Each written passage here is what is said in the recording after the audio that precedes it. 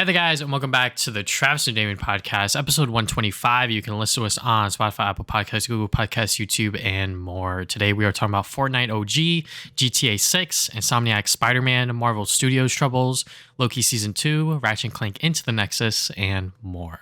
But as usual, we will start with our recent activities, and I will let Damian take the floor. Yeah, so I guess just start actually with Starfield.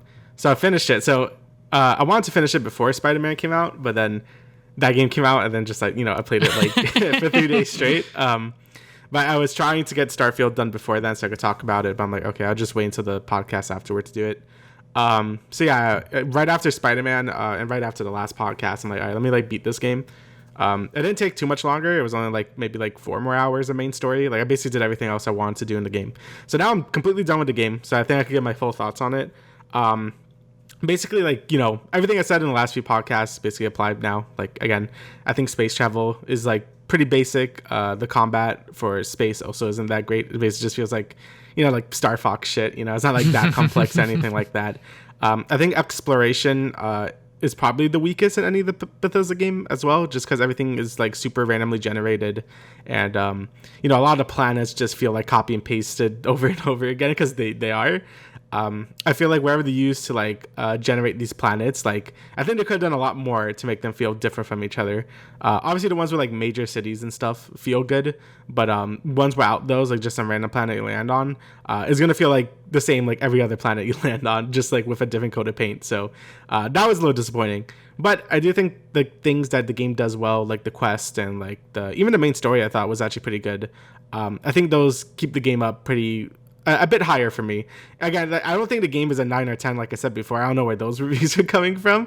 I think 7 and 8 is about where it probably lands, depending on how disappointing you are with exploration. I think that's sort of the big thing if you were expecting more of a sort of a space simulation than anything else, because it's not. It's not that at all. Mm-hmm. It is more just, it is a Bethesda RPG set in space, and if you go in expecting that, you're not going to be that disappointed like I was. I got some good quests out of it. I thought the main story was good. Very long, probably should have taken me that long. It was 100 hours after 2 months. It was on and off playing, to be fair, but yeah, it was 2 months of my life that playing the game. But I did enjoy it. I think all the questing was honestly a lot of fun. I really a lot of storylines. I think it was a big step up from Fallout 4, at least for me. But yeah, the exploration is a big letdown, mostly because it doesn't have that, I guess, organic storytelling that Elder Scrolls or Fallout have, where you can go into a location and be like, well, what happened here? Because in Starfield, everything's just randomly generated, so it doesn't matter. But I think overall, I think the game is good if you're not expecting a space sim. If you're expecting just a Bethesda game, I think you'll be fine. I think the game is good for what it is. A lot of content, like I said, but again, a lot of that content is pretty copy and pasted, so just keep that in mind as well. Bethesda said they're gonna support the game for years and years or whatever, so maybe the game will get even better than it is now. But as of right now, I did have a good time with it. I don't really regret it, but I don't see it winning Game of the Year or anything like that. I think games like Baldur's Gate 3 are just more superior RPGs that came out literally basically the same month as that game. So yeah, I think Starfield's gonna have a hard time really sticking out this year, besides people that just played it, I guess. But overall, I enjoyed my time with it. I just don't think it's not anything that special. You know what I'm saying? Yeah. What is special is Mario Wonder, though. I haven't played. I haven't played as much as I wanted to. I mean, I kind of did. I think I'm missing I think I'm missing one more world. I think. Are you on World 5 then? I think. I think I'm up to the lava place. I think that's World 6. I think. Because I think there's World 6 and then Bowser Land. I think. I'm not too sure, but everything I said about last time is basically applies to here. The level design is great. There's so many cool things with the Wonder Flower. Whenever there's a whole song and dance number, it's insane. There's one part where I was doing a ghost house. And one of the wonder effects is King Boo's chasing you, and then it becomes an opera and shit. I'm like, what is this? It just just really creative level designs all the way through. The wonder flowers are definitely what make the game.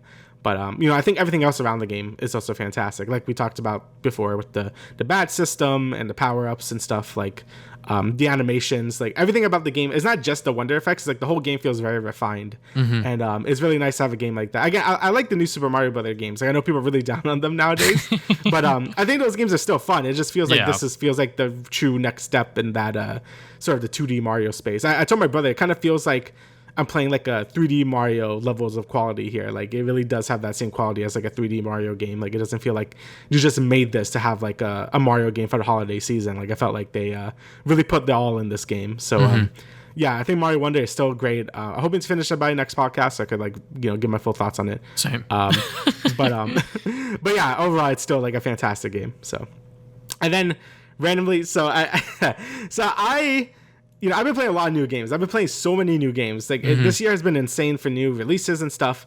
But over the last like few weeks or whatever, I'm like, I really want to do a backlog game. Like I really want to like play like an old ass game. I don't know, something about it really want me like I just want to do that. Yeah. And there was all the Disney 100th anniversary stuff, and for my job, it's like impossible to get away from. I also watched that 100th the 100th anniversary Disney thing on Disney Plus. I'm like, I kind of feel like playing Kingdom Hearts 2. So I just said fuck it, because when I want to do something, I kind of just like I need to just do this. I need to get this itch scratched. So I'm playing it. And yeah, with Kingdom Hearts 1 and Chain of Memories, like I thought I like respect Kingdom Hearts 1. Like I think the game is like it gets fun later in the later half, but in the beginning is a little, it's a little basic, I guess. Chain of Memories I thought was just okay because it's like a card game and shit, and it just feels a little awkward to play. But I enjoyed it, but it was like fine. Basically, I was waiting for this game 2, because 2 is the one everyone always talks about. That it's like really good and like it's great and shit. And yeah, honestly, it's fucking great. Like I'm glad I was able to go through one in Chain of Memories and then play this, because when I do a series, I like to kind of appreciate it from the beginning into where it is now. I did that with DMC when I did that a few years ago. Like DMC 1 and 2, like DMC 1 is really awkward, but it's also like that. It's like Kingdom Hearts 1 where you kind of respect it because it started the series, but like I probably wouldn't play it again. DMC 2 is fucking terrible, but once you get to DMC 3, it's like I'm like, oh my god, I get it. I get why people love this series so much. And then DMC 3, 4, and 5 are great. This is how I'm feeling with Kingdom Hearts now. With Kingdom Hearts 2, I'm like, yeah, this is where the shit gets good. Story-wise, it's still pretty insane because Kingdom Hearts plot is like crazy. Yeah. But I still find some characters and stuff actually pretty good. Like, I mean, I still like the Disney worlds and going through them and stuff. But sort of like the main thing that improves is the combat. Like, it's like basically what I expect Kingdom Hearts combat to be now, being like super fast, a lot of air combos, doing a bunch of crazy shit. Just so many mechanics. Like, it's a lot deeper than I thought it was gonna be. I mean, still mashing X a lot of the time, but you could do like a bunch of different shit. Like you have sort of like these drive forms now, which basically act like Spartan Rage, I guess, but you can like change what it does. So you get like one that's more focused on physical damage, one that's more on magic damage, one that just focus on limit breaks and shit.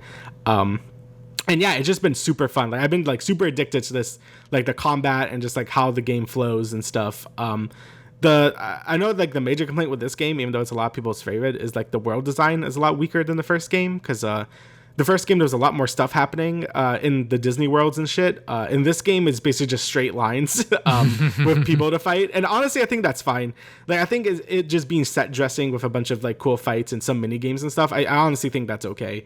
I think Kingdom Hearts 1 had like it did have some cool level design, but like the platforming was like awful, and like the combat I thought was like just okay. I think I'd rather have how 2 does things, and that's basically where the series goes on from here, so like that's fine. I think the boss fights in general have also been like fantastic, like especially towards the later half, and like a lot of the optional secret bosses, like they're pretty tough. Like the game is a lot harder than the first game was, and those secret bosses really do have like a lot of cool mechanics and stuff going on that I really enjoy in like sort of basically any game, I guess. But yeah, the game has honestly been like super good, and I'm happy I could just scratch this itch and knock another thing off of my backlog, because this year has just been insane for just new game releases, and it's nice just to like get something else ticked off of that, because it's a never-ending supply of fucking video games, so it's nice to like start working on something else. So hopefully again I can finish that by next podcast as well. And then lastly, we can both talk about this, is Fortnite OG. So they released the OG season, chapter, I don't know if chapter 4 is like done, like they're not really clear on that. I don't think so, but either way, this is like sort of like a mini season. It's a 1 month thing where they basically brought back the old map from season it's not technically from season 1, it's like I think from season 5, I think, or something. And basically every week until the month is over, they would add like, here's season 6, 7, 8, and so on. And I think it's pretty cool. I think you know, I mostly play no build, so these maps are definitely not made for no build in mind. Because you know, I remember playing this. You know, for a lot of people, this is really nostalgic, right? Yeah. Because it's like, oh my god, this is like 5 years ago. For me, it feels like I just played this yesterday. Because my only experience with Fortnite is this first map and Chapter 4. So when I'm doing this, I'm like, oh yeah, I remember all of this. Like, it's not like I don't feel like super nostalgic about it, but it's cool to go through it again because of the memes, right? It's like, oh, Tilted Towers and shit like that.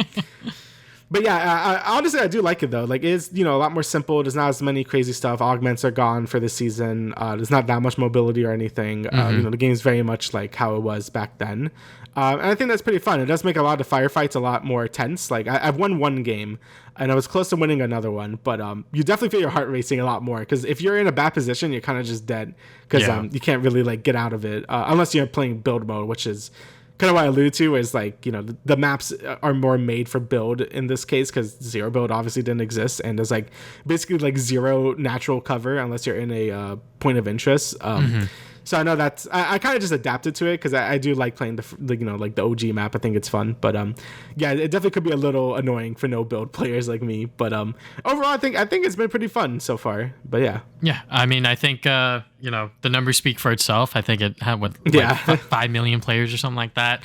Come back to Fortnite, which is like crazy to say. I mean, this is something that was rumored for a while now, and the fact that they actually pulled it off, I think that the way that they did it was done very tastefully. Obviously, there's still like the new Fortnite mechanics such as sprinting, vaulting over stuff, and, you know, sort of like the quality of life changes are there. But the OG map, the OG weaponry, you can't like upgrade weapons anymore. So like once you see like a blue gun, that is the blue gun. You can't upgrade it to a purple or even like a gold or whatever. So, you know, it very much feels like the OG Fortnite, where you have to really think about what you're picking up and sort of actually take fights instead of just like, you know, sitting around and like waiting for stuff to happen. And, you know, it is not catered to no build, which is understandable because obviously they very much preserved how the original map looked. Obviously, certain things were changed, such as Tomato Town is Tomato Temple. And certain other things that I'm sure we haven't noticed yet. But, you know, this little mini season, the battle pass is only up until 50 levels. So, you know, some people have already, you know, hit like level 100 or whatever the hell because they bought the battle pass and they're still playing it. So, yeah, I think that this is a lot of fun, just going back to those old interest points and seeing everyone just come back to the game. And zero build is obviously like a very good way for people to get back into it, because building nowadays is like, it's crazy. Like those memes that you see on Twitter where people build like a fucking 1x1 in like 2 seconds, like that will happen to you if you play build. So yeah, you know, I mean, like I definitely still want to try out build within this OG Fortnite season, just because, you know, that is where everyone really started with Fortnite. And you know, I still remember people posting like their victory royales and shit like that. I think I've gotten one this new season, but I can't exactly remember. But yeah, I mean, the previous season was okay. I think that them making the map more catered towards no build was fine, but I think that the way they did it by removing a lot of like the mobility options and things like that was something that I think turned a lot of people off, including Damian.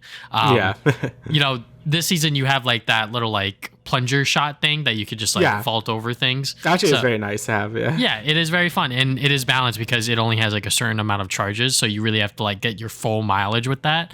And obviously like the Rift-to-Goes are still there and a bunch of other things. So yeah, you know, if you are one of the few people that haven't touched Fortnite once again with the OG season, I implore you to at least check it out, because it is a lot of fun, you know, just going back to these old interest points, because obviously we don't know if they're ever going to do this again, if at all, because this is probably the only season where people are really nostalgic over Fortnite.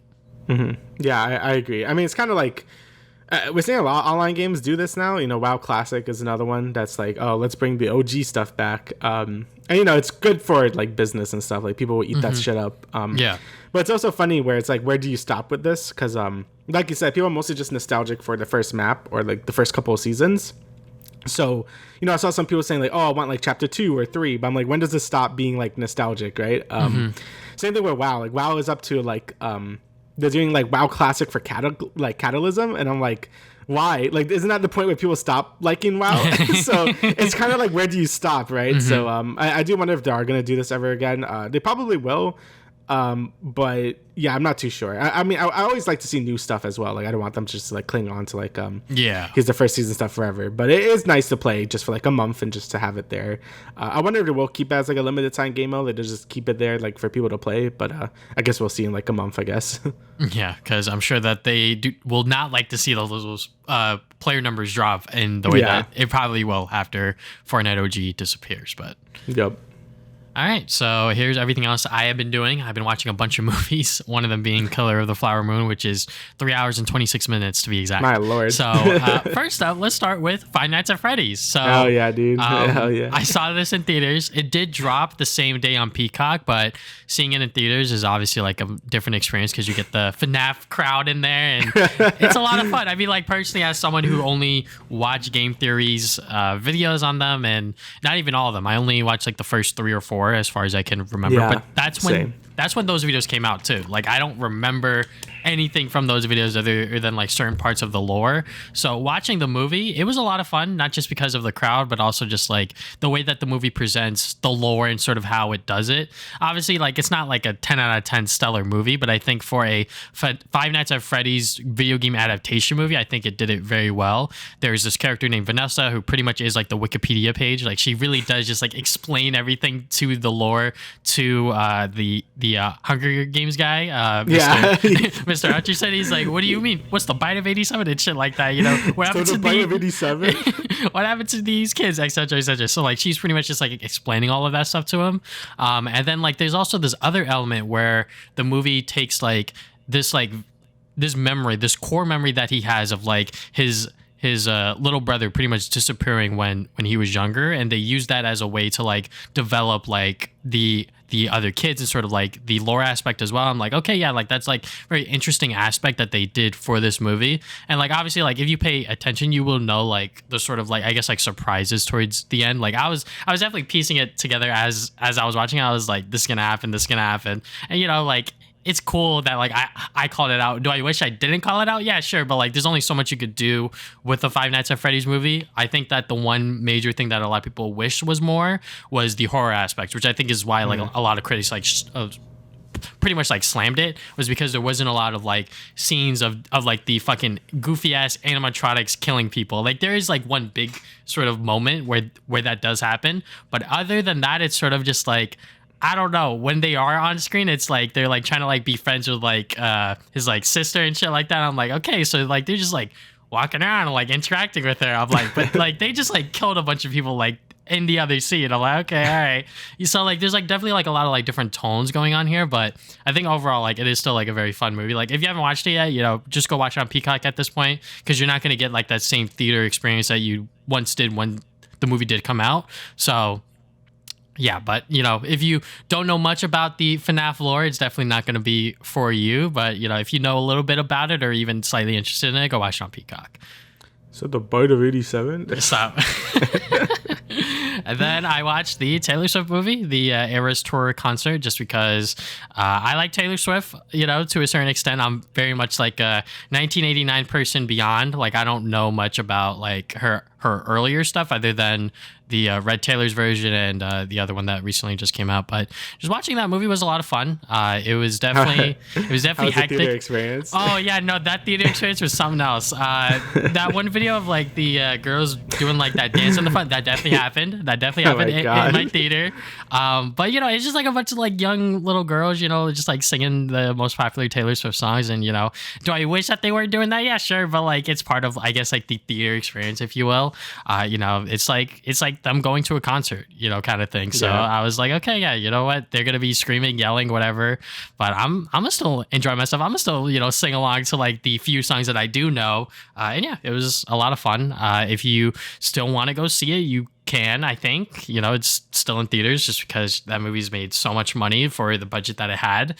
And yeah, it's actually like really well done as well. Like they don't like the way that it's directed and sort of like the shots that they give you. It makes you really feel like you're at the concert to a certain extent. Right. So it is definitely a lot of fun. I wish more, you know, big artists do this. I know Beyonce's doing her concert, and I'm I'm interested to see how that one does, because obviously Taylor Swift is like a anomaly in terms of like the music industry. Like anything she does, it's gonna sell well, like without a doubt. So it was just a tour, but like they just filmed it, right? Yeah, was, pretty like, much. I think it was one of the LA shows that they filmed, and they pretty Right. much took that and just made it into a movie. And then I think in the credits you see like little snippets of like the other concerts, because I think one of them it like rained on her, but she still performed because like she understood how many people were fucking there for her. So she was like, well, if I go home now and I cancel it, a lot of people are gonna be mad and upset, and then I'm still gonna cause the traffic jam on the way home. So I might as well just like perform in the rain. So I think that there were some clips in the credits of her, soaked in the fucking rain or whatever. But yeah, it was definitely like a fun concert. I don't know everything Taylor Swift, obviously, but if you do know like the few songs that you really do like from like certain eras, if you will, I think you'll enjoy it. And then the fucking behemoth that I watched, which is literally yesterday, I fucking spent 4 hours watching this, Killers of the Flower Moon. Jesus Christ. This is Martin Scorsese's newest film. I'm not the biggest Martin Scorsese guy. I think I've only watched a few of his films. Let me just make sure that I am listing them off properly. But yeah, it is also Leonardo DiCaprio's latest film as well. And it is very, very good. It's pretty much about these Native Americans who got rich because they had land on a oil field or mine or whatever. I don't know exactly what the correct terminology is, but pretty much that happens. And then these white people come in and they're like, let's marry these Native Americans and then start killing them. And it's like, oh, okay. So a lot of the movie isn't about like the violence and sort of like what happens to them, but it's sort of like building up to that, sort of like how do they set it up or whatever. And the only other Martin Scorsese film that I have seen, according just looking at his letterbox, is The Wolf of Wall Street. Obviously, like that is like one of his most popular films. But I guess this is my second film of his, and for 3.5 hours long, actually it was like not that bad, just because like he uses the runtime like pretty much like to its like full potential. Like there's no one scene or one moment or one character that I was like, they're fucking useless, just because like they're retelling this history and this story of like all of these Native Americans just dying and like no one giving a fuck about it. And then like once the FBI comes in and starts investigating, that's when shit starts to get real, and it's like, oh, okay, so obviously like the movie's about like these characters and sort of like how they interact with each other and sort of how they sort of build up this sort of ploy about getting rid of the fucking Native Americans and whatnot. Right. So there's a lot of disturbing moments, just because this does take place within the 1900s, not just because of like the gore and whatnot, but obviously like the racial stuff. I was like, oh shit, they're just saying that shit. I'm like, holy fuck.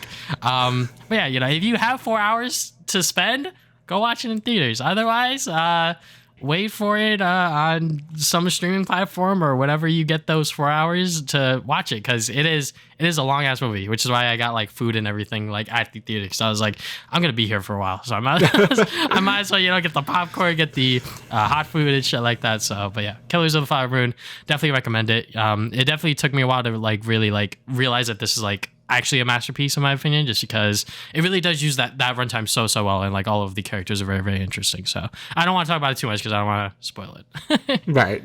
Yeah, I feel like if a movie does actually use like its runtime to like to its advantage, it's good. The worst is when it feels like the movie's like dragging, or like it doesn't really have to be that long. Like I actually really, Wolf of Wall Street is like really, really good, but I do feel like towards the end I felt like it could have been a bit shorter. Like if I could make like 30 minutes shorter, because that movie was also very long. But I feel like if it does use its full extent for its runtime, I think that's fine. But also I don't think I would watch any of those movies in theaters, because I'm like, I have to pee, bro. Yeah, like I feel like I could hold it if I'm doing something, but if I'm just watching something in a chair, I'm like, nah, bro, I gotta go. So yeah, it was definitely me, my girlfriend, and I think I'm just like a bunch of older couples just like sitting around us. I was like, okay, you know what, it's kind of nice, because it's like actually like everyone's just watching the movie, like no one's like making sound or anything like that. So yeah. But yeah, now let's get into the general news within gaming and entertainment. So first up, we got Xbox starts blocking unauthorized Xbox controllers and accessories. So I believe this is their method to stop, I guess, like China or like third-party controllers. But this update also affects the fighting game community, from what I've seen. Certain controllers that they want to use for the Xbox games, whether it's like Street Fighter, Mortal Kombat, etc. You may not be able to use it on Xbox just because of this new update that may just prevent you from using it in its entirety, which is kind of crazy. Like, I can understand where Xbox is coming from this angle, because they don't want their consumers to use like, cheap ass controllers for their games, and they want them to use, designed for Xbox or, authorized sort of third party controllers. But at the same time, at certain points it's going to be like, okay, well, where does the line sort of cut off for these third party controllers? Like, do they all have to go to Microsoft to like make sure that their controller is okay to use or whatever? Yeah, I also heard it's like bad for people that have like more specialized like controllers and stuff for like more special cases. Like if you're disabled or whatever, you have some condition. Like I know Xbox has their own controller for that, but that's also very expensive. So I know a lot of other people are using like third party tools for that, and you kind of can't do that anymore because of this. So it does seem pretty short sighted. Like I think just let it happen, right? Like there's always going to be like third party like interference if you're like making fake controllers or whatever. But at this point, I think it's just like just let it be, right? Like I feel like it hurts more people than it doesn't. So also I don't really know as many people that buy third party controllers as much, like those knockoff Mad Cats as much anymore. But I'm sure they exist. But you're just hurting people that use fight sticks and all that. So like I really don't think it's worth it for Microsoft to do that. Especially because Microsoft is always like, we're for the gamers, and this is like directly not helping anyone. So yeah, don't do that.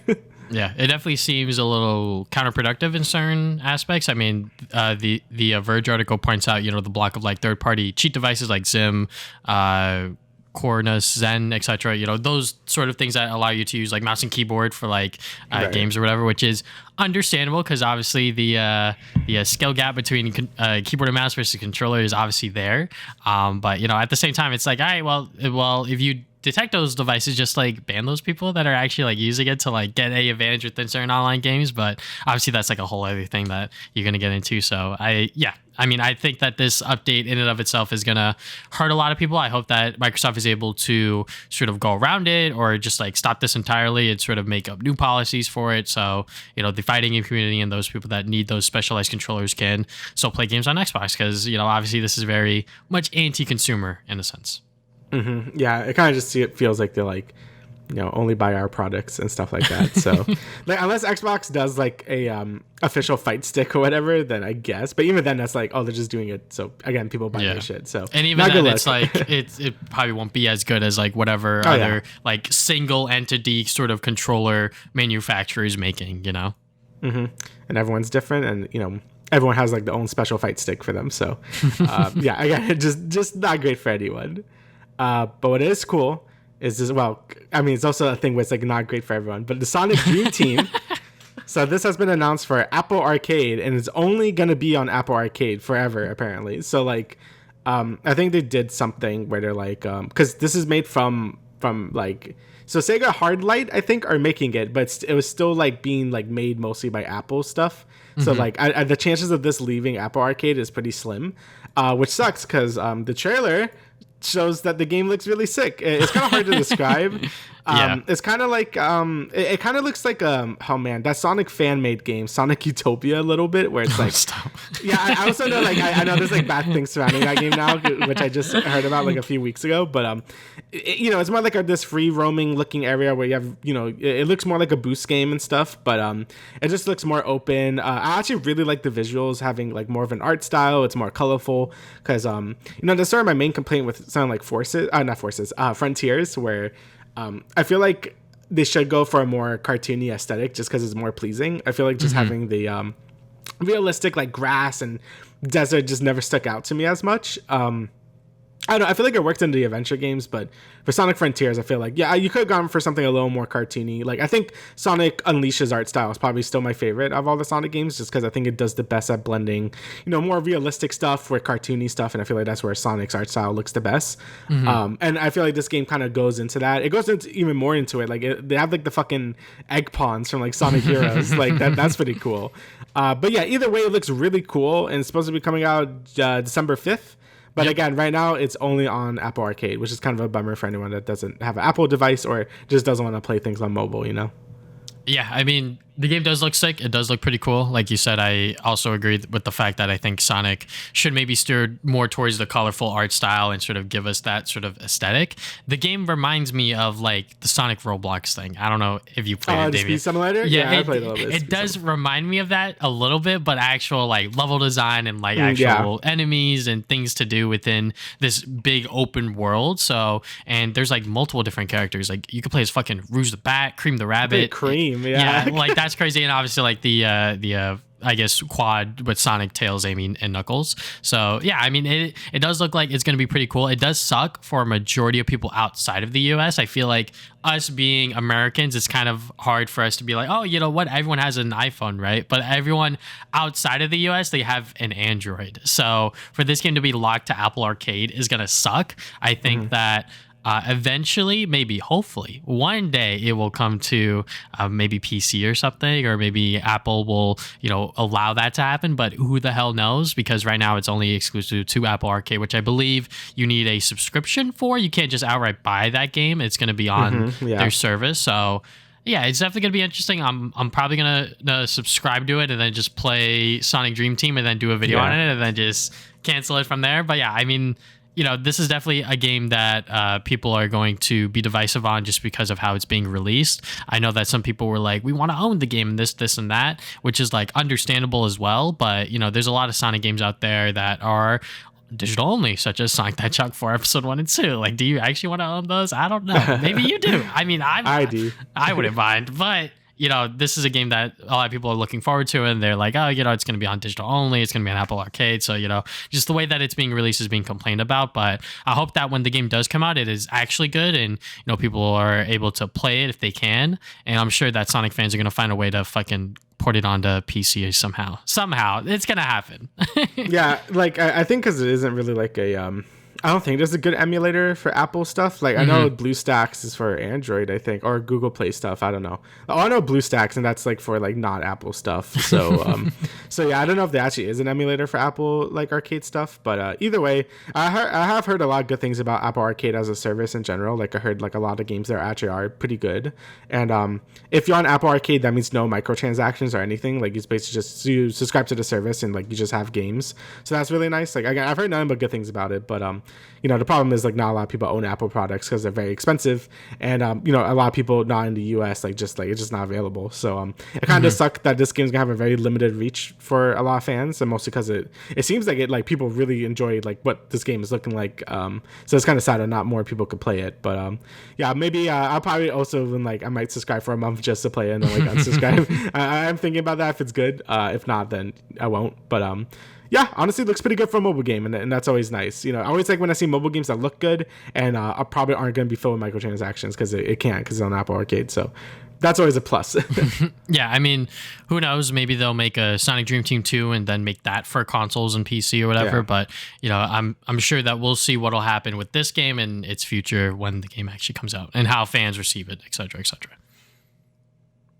All right, so we will now talk about the Epic Games Store still isn't profitable nearly 5 years after its launch. So obviously the Epic Games Store sort of came onto the scene because of their big Fortnite bucks and was like, hey, let's make our own sort of store and, give players, benefits that Steam doesn't offer, such as a bunch of free games. Pretty much like I think every month they offer something free for the consumer, and maybe even more times during the month. Who knows? But Epic Games is really like the only big competitor to Valve Steam. There's obviously other ones like Origin, et cetera, but a lot of those are just kind of just launchers. People don't really buy games on there unless they really have to. But Epic Games has slowly building their way, whether it was organically or not, just because certain games are exclusive on PC on there for PC gamers to actually play on this launcher. And there have always been arguments about like, oh, I don't want a separate launcher, I don't want to play games on Epic just because I have to or whatever. But it's like, what are you gonna do? So the fact that it's still not profitable, I'm not surprised, just because they do a lot of discounts. They do offer a lot of PC gamers a lot of sort of friendly things to allow them to play certain games for free or whatnot, even like discounts. So yeah, for it to not be profitable after 10 years out, or not 10 years, 5 years out, not surprised. Yeah, I think it was just like too slow to implement a lot of like quality of life stuff to the service. Like, famously there wasn't a shopping cart for at least like 3 years or some shit. So, and no achievements, no anything. Like it was basically really bare bones. Like here's games and like that's about it. I also just I guess like not convenient to like use another launcher. For me, it's never been that big of an issue like to launch another launcher. Yeah, I know some people get really mad about it. For me, it's not like that big of a deal. I mean, if I can, I would get it on Steam just because all my shit's there. But I don't need to worry about people hacking accounts or whatever the fuck. Like if it's on Steam, like my Steam account is very locked tight. So because if I lose that, that'll be terrible. But everything else is kind of like more wishy washy. yeah. But yeah, I understand like how people just don't want to bother with Epic, and I feel like just don't have as many games as Steam. Their exclusivity stuff, like people just wait for it to be on Steam and then buy it, or buy on other consoles or whatever. So and all their freebies probably isn't cheap either. So I understand how it's just not gonna make any money. And honestly, it wouldn't surprise me if they just like kind of stop. Like I don't know how you even stop at this point, because Fortnite is there, right? Like I feel like Fortnite's like the main thing why you even go to Epic for. I mean, it's the only reason I go to Epic is just to play Fortnite. Yeah. So I do wonder if they're just gonna like at some point just take down the Epic store and just like make Fortnite like its own launcher or something, because that's like the only thing people really care about. And it'll probably save them a shit ton of money as well. But again, I'm not too sure how all this is gonna work out. I don't really see the Epic store lasting too much longer though. Like maybe another like few years at most.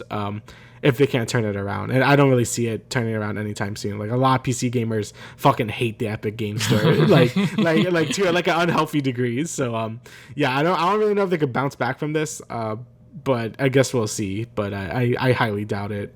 I mean, Uplay and like fucking Origin are still around, but they don't really like do anything, so it could just be like that.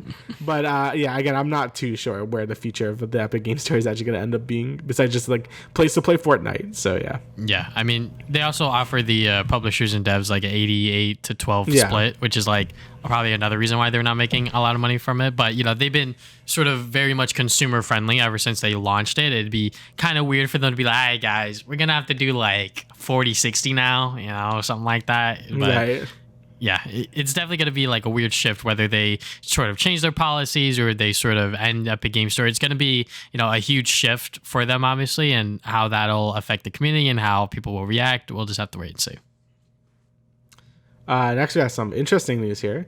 Apparently, there's supposed to be a Daredevil game on PS2, Daredevil: The Man Without Fear, and it was found via the Hidden Palace. They have a lot of like sort of like unreleased like canceled games and stuff like that. And basically it's supposed to be just a 3D beat 'em up, but it ran through a lot of troubles. The most I've watched a lot of like sort of games that get canceled back in the day. The main reason a lot of games get canceled is whenever they had to do a fucking engine change, and apparently that's what this game had to go through, and it just didn't work out. Like I feel like I've watched so many things where it's like, oh, then the game went through an engine change and then awful things happened. So that's never good. But apparently it was supposed to play a lot like a Spider-Man game where you're able to like do like the beat 'em up stuff, and you would have a grappling hook and you kind of like climb around everywhere and stuff. So that's pretty cool. And then I think they try to change it to sound more linear, just so they could like sort of like keep it in scope, I guess, because a game like this isn't gonna have a bunch of budget to make it like a giant open world game if you're not Spider-Man, right? Like Daredevil was still pretty niche at this. I mean, he still is pretty niche, to be fair.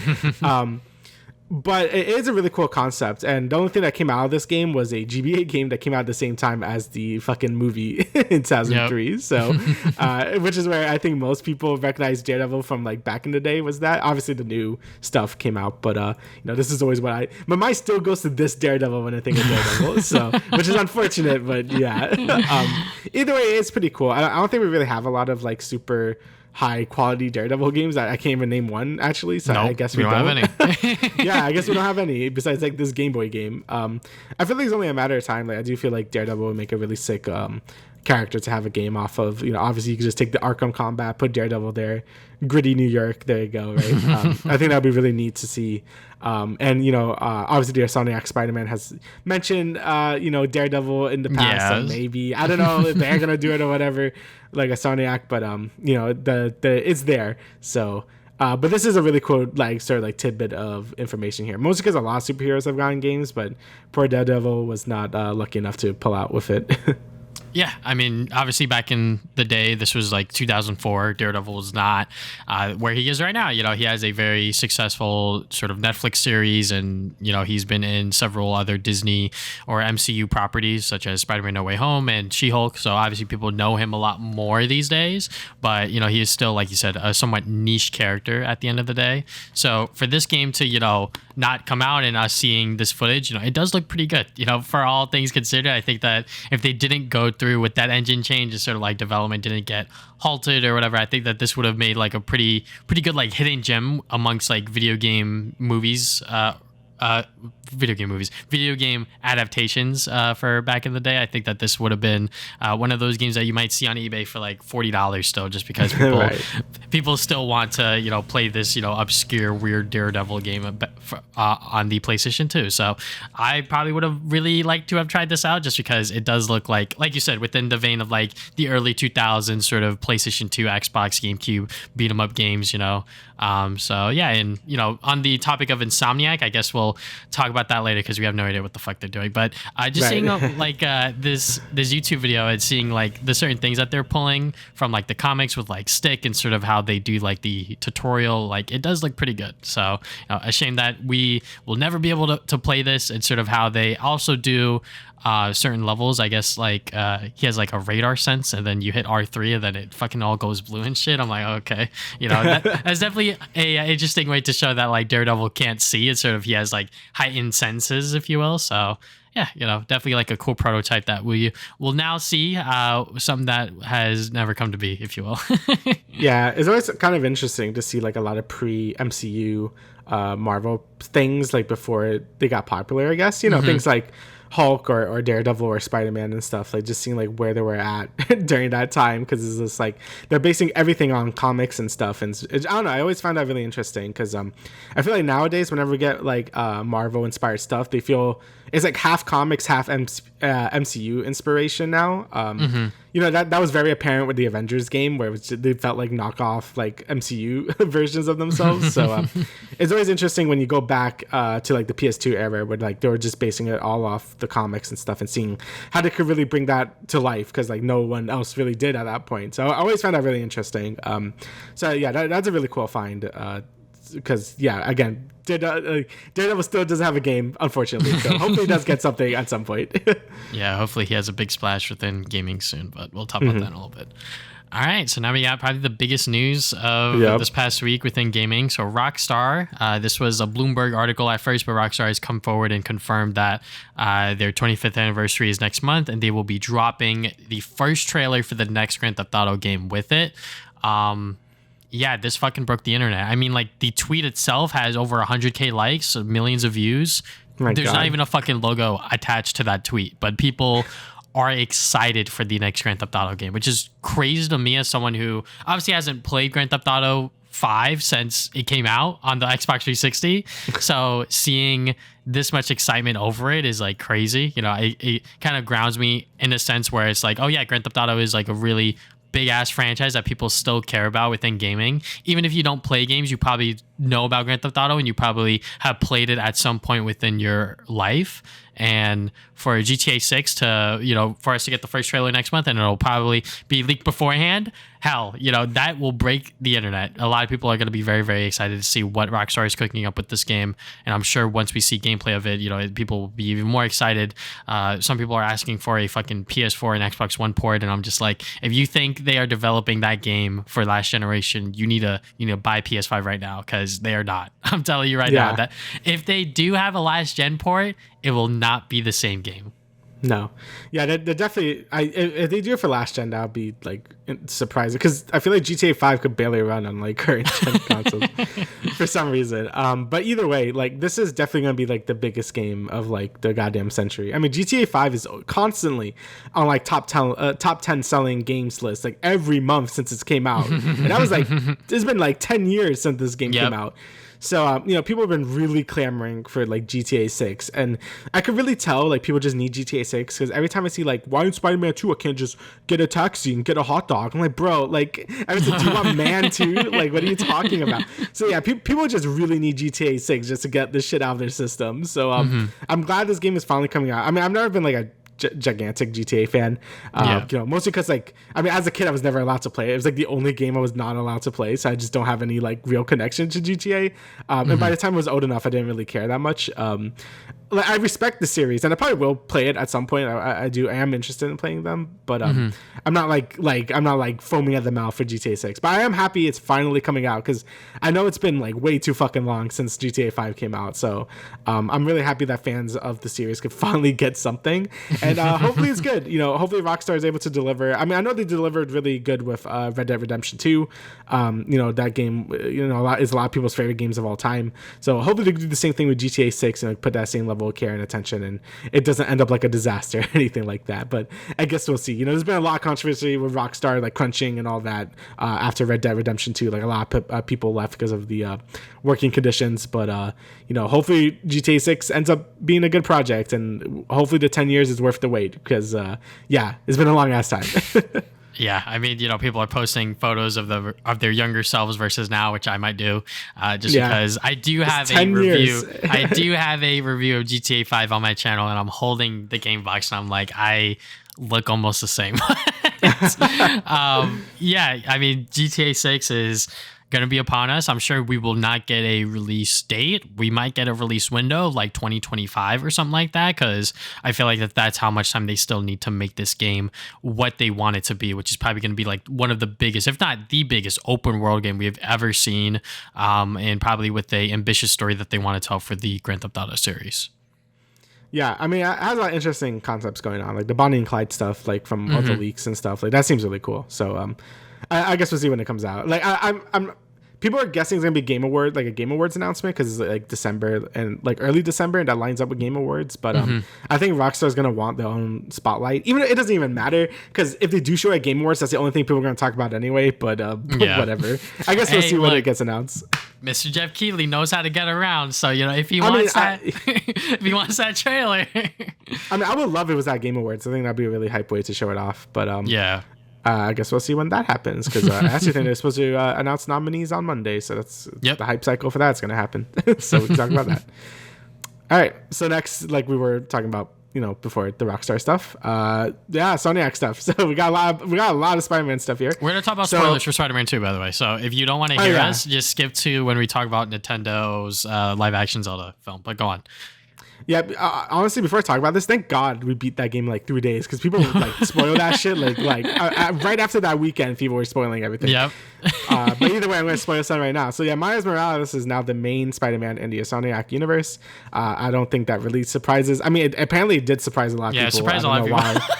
I don't know why, but yes, yeah, Miles is the new main Spider-Man. I highly doubt Peter is going to be out in like down and out for all Spider-Man 3. Like he's definitely gonna come back just from like the post-credit thing. Like they're not, you know, the Doc Ock isn't gonna just let him be retired. Like he's definitely gonna like beat his ass. But you know, Miles, yes, is like the main Spider-Man, like as happened at the end of Spider-Man 2. I don't know why so many people are surprised by this or angry at it. You know, I don't know how many times we had to do the Miles is Spider-Man, you know, we had to do the shtick every time, because it's like, I don't know why people are so weird about it. I don't know, like people weren't weird about this when like Into the Spider-Verse came out. I mean, like fucking Stan Lee was like, "Oh, you just got to put the mask, Spider-Man, and then you're Spider-Man." You know, like, so I don't know why this is becoming such an issue again, but like whatever. Like people are just annoying. Miles is Spider-Man. He's the new main Spider-Man. I mean, that's what I predicted before Spider-Man 2 even came out. Like I thought Peter was gonna straight up die in 2, but he didn't. Like so I thought Peter was gonna die and Miles was gonna be the main Spider-Man anyway. They're just kind of keeping it so Peter's still alive, but you know, just living his best life. So this is kind of what I expected to happen to begin with, but you know, people are still being weird about it. So whatever. Yeah, I mean, you know, I feel like this conversation happens every few weeks about, is Miles Morales Spider-Man? And the answer is yes, he is. Miles Morales is Spider-Man. Peter Parker Spider-Man. Fucking, you know, anyone can be Spider-Man, and the idea of Spider-Man is about anyone can do good. Like anyone has that responsibility. Everyone has that power to do good. So I don't know why it's like so attached to like this mask and this sort of iconography where it's like, yeah, Miles Morales is Spider-Man. And if you fucking played the game, you would see that he's like, look, I got it. I got all of this. And then he's like, as long as I can call you for help. And he's like, you won't need it, because they have that sort of connection where it's like Peter Parker brought him up and Miles is now taking over, and now he's going to be the main Spider-Man for a little bit. I'm sure that, we're going to get maybe like a Miles Morales 2 or something like that. And then, within Spider-Man 3, stuff's going to happen that's going to pull Peter Parker back into the Spider-Man lifestyle. And I'm sure he's going to be rusty. I'm sure he's going to get his ass kicked at first, but I'm sure Doc Ock and Green Goblin are going to do some shit to fucking pull Peter back into it. Or maybe Miles needs help. Maybe he's actually going to need, Peter Parker back into his life, because I'm sure Cindy Moon is going to be introduced at that point,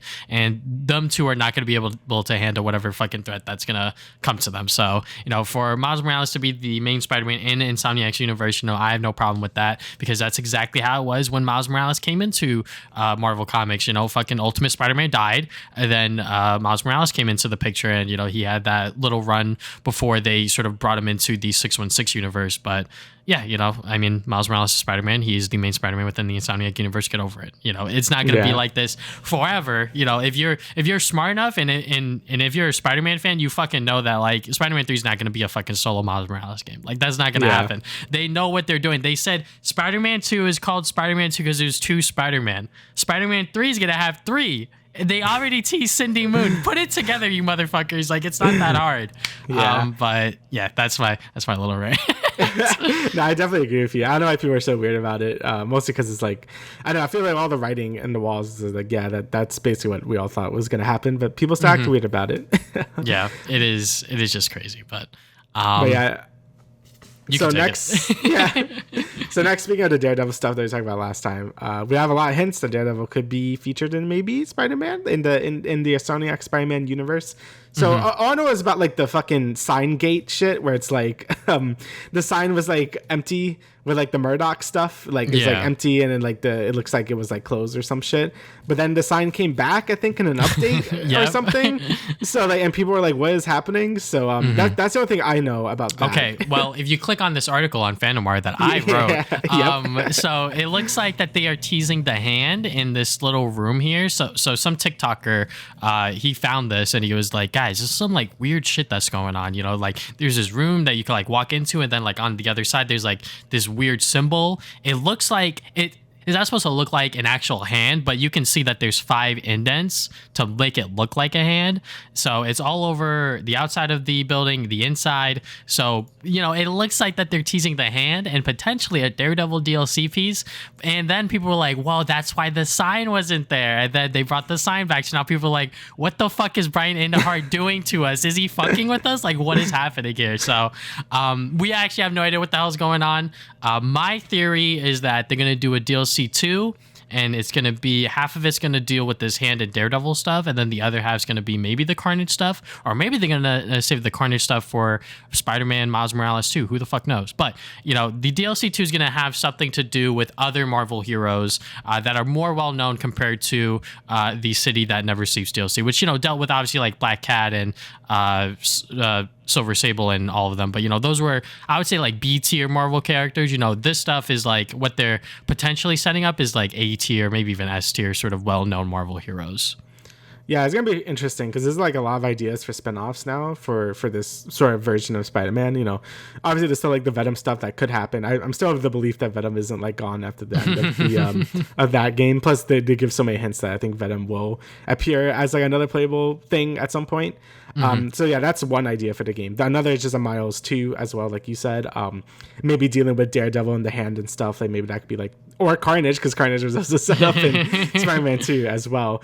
I'm still, it's hard to say because originally I thought Spider-Man 3 might have dealt with maybe Carnage might have been like the first half villain, and then Green Goblin would have been the second half villain. But now with Doc Ock coming in there, I don't know. Now it might be a Goblin / Doc Ock thing. So yeah, there's like a bunch of different ideas of where you could take this, and like I feel like they need like 2 side games to really get the point across. But I don't think we're gonna get that. I think at most we're gonna get one more side game, and then like the last of this trilogy, and then we'll see what happens from there. But yeah, some interesting stuff going on. Like it's it's a lot of really cool stuff Insomniac could do because they set up just a lot of neat things. So I'm very excited to see where they continue on with this series, and I guess that translated well to this. And this series is going to continue because it sold over 5 million copies in 11 days. So it's been doing very well for Sony.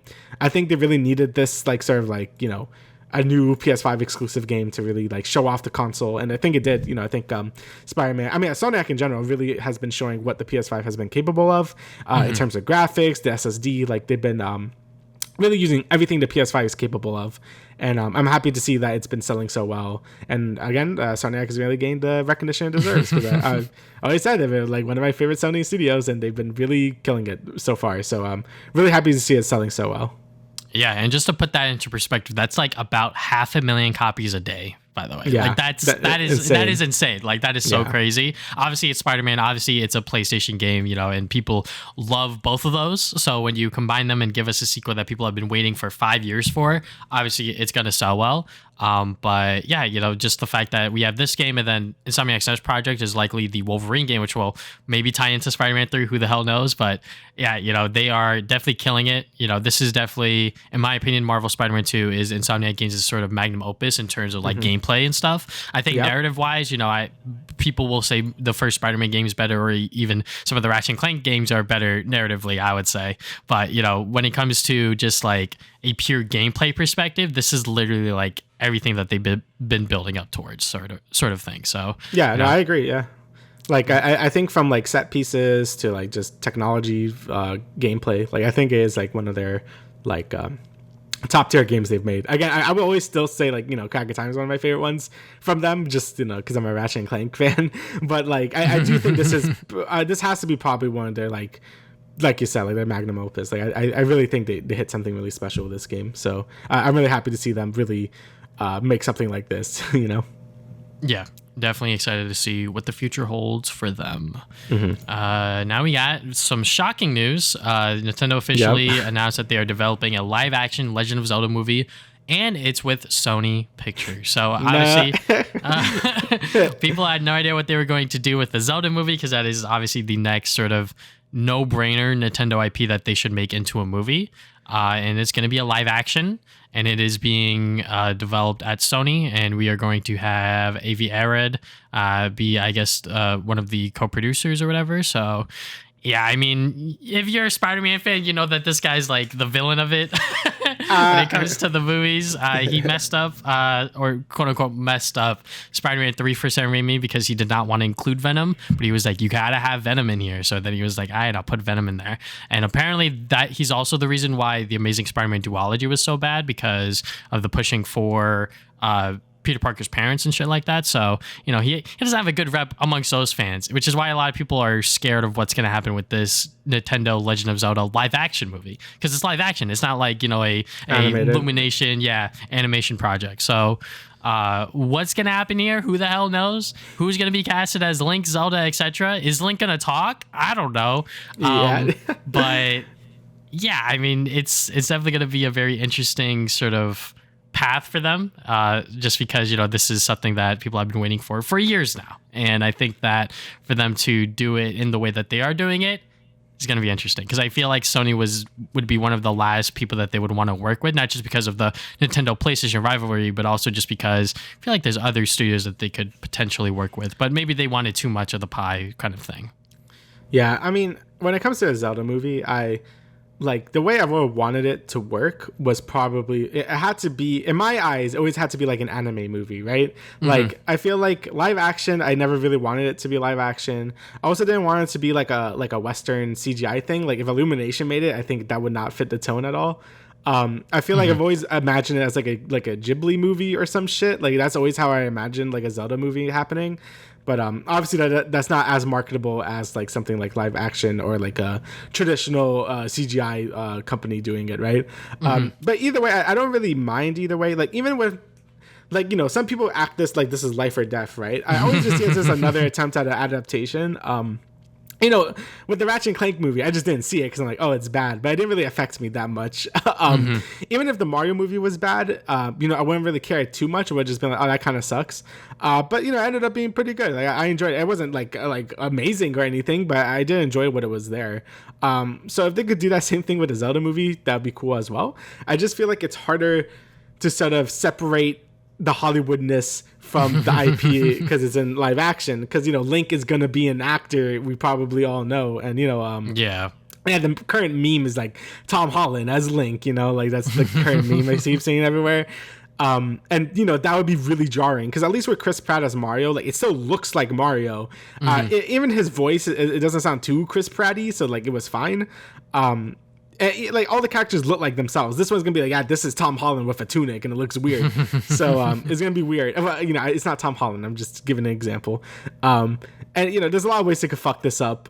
You know, again, making Link talk is gonna be a big thing. Like Link is a pretty boring character to begin with. Same thing with Mario. Like the only games where Link is like kind of like interesting is like Wind Waker and Skyward Sword, and like that's it because he actually shows emotion. But yeah, I don't know how they're gonna do it. I don't know if Link's gonna talk. I don't know if he's gonna be snarky or shit. Like I don't know what Zelda game they're gonna adapt. Yeah, or what Zelda game? I mean, in my eyes, I probably just do Ocarina of Time, just because that's the most famous one. True. That's always seen what I kind of them seen doing, or just like I guess Link to the Past or whatever. But yeah, I don't know. There's so many questions. I'm just ready for the casting call. Like, I'm so excited for Miyamoto to come up in a direct and be like, "Fucking, here's who's everyone's gonna be." The Rock is Ganondorf. Like, so yeah, I am very excited for that, just because it's gonna be very funny. And in terms of the actual movie quality, like, I mean, I hope it's good. But at the end of the day, if it's bad, we can all laugh at it. If it's good, we can enjoy it. That's kind of how I'm going to look at it. Either way, it's not going to affect the game series, so I don't really care too much. But it is going to be very funny. Yes, so, yeah. It will be a event for sure. Yeah, I guess we'll have more to say about this when they actually do that big reveal. This was kind of random how they revealed it, but yeah, I'm very excited for the direct now. So yeah. All right, so next, more Sony stuff. So yeah, they confirmed it has delayed half of its 12 planned live service games. So, you know, we've been talking a lot about this, where a lot of the live service games have not been sort of like testing well, or they've been hitting a lot of issues and stuff. You know, the most famous one is Last of Us Factions being like not play testing well, and like I said, like just like they don't know what to do with it. Even with Bungie, apparently Marathon, their new game, hasn't been testing well as either. So it seems like a lot of like the Sony related live service stuff just like isn't like working out very well. And it's actually a very smart idea. I mean, I think they should just cancel half of them, to be honest. I mean, I think 6 is way too much. Again, the problem with live service games is that people have limited time. Like, people can only really play 1 or 2 live service games, and that's really it. And if they have multiple, like I play multiple live service games, but usually I will like not play it for like a fucking year and then go back to it and play whatever content I missed. So yeah, I feel like with live service games, a person can only fit like 2 in their lives, and try to break into that market is super hard because people are already attached to those live service games, and they're not going to leave because they invested so much time and money into those games. So breaking into that market is really hard to do, and I think Sony's really starting to realize that, and it's good they're realizing it now before they release them. But again, I still feel like 6 is way too many to be releasing in general. I think like 2 would have been fine, but I think 6 is still like a lot. But I'm happy that really are taking a step back to be like, okay, this probably isn't going to be working as well as we thought it would. Yeah, I think that, you know, just like this is the one corner PlayStation doesn't have is live service. Like, they don't have a game on their sort of library on PlayStation 5 or 4 that people will go back to exclusively on that console to play because of the multiplayer and live service aspects. They don't have that. So for them to sort of go all out and be like, we got 12 titles here, and now they're delaying half of them to 2025. It's like, okay, yeah, I mean, what'd you expect? I feel like that they should have really cornered it to just the Last of Us game and the Horizon Online game. And then apparently there's a original IP as well amongst these 12 games. So I feel like they should have just started with those 2, with the Last of Us and Horizon, because those are obviously like well-known IPs. And then they could, you know, do the other original live service stuff or other franchises if they want to, depending on how those do. Because obviously running a live service game is so much money and so much time. And like you said, everyone has limited time. Like people will not go into a brand new sort of online multiplayer game and sort of get into it just because they want to. They stick to what they know. And it's very hard to sort of break that. And for them to be like, okay, well, we still don't have any, so we're just going to delay half of them. Okay, yeah, you know what? They're recognizing that like the plan that they have right now is not going to do well if they release all 12 of them at once, and it's going to like fucking bomb. Like it's probably going to be the worst disaster PlayStation has had in like years if they were to do that. But I feel like they're pretty good at like covering up stuff behind the scenes where it's like, okay, well, it's not doing well, we'll just cancel it or something like that, or you know, we'll just like brush it under the rug, like with the Vita. Like the Vita, you know, obviously like it just, you know, slowly died off and like no one really cared, and then they just stopped supporting it without making a official announcement or like a farewell thing. They were just like, all right, we're done with the Vita. So you know, with these live service games, whether they're going to be good or not, who the hell knows. I feel like it's not that hard to make a Last of Us online game. I feel like you really just take the PS3 multiplayer, then you maybe add some new stuff in there that like current multiplayer games do now, and then just go from there. Because I don't know, it just felt like a lot of the PS3 multiplayer stuff with like Uncharted and Last of Us, like they were fun just because like it was pretty much just the game, but like you were just shooting other people. Right. Yeah, I mean, I agree with you. I think they really should just like focus on the IPs that they're doing that people know, like you said, like maybe make factions really work out.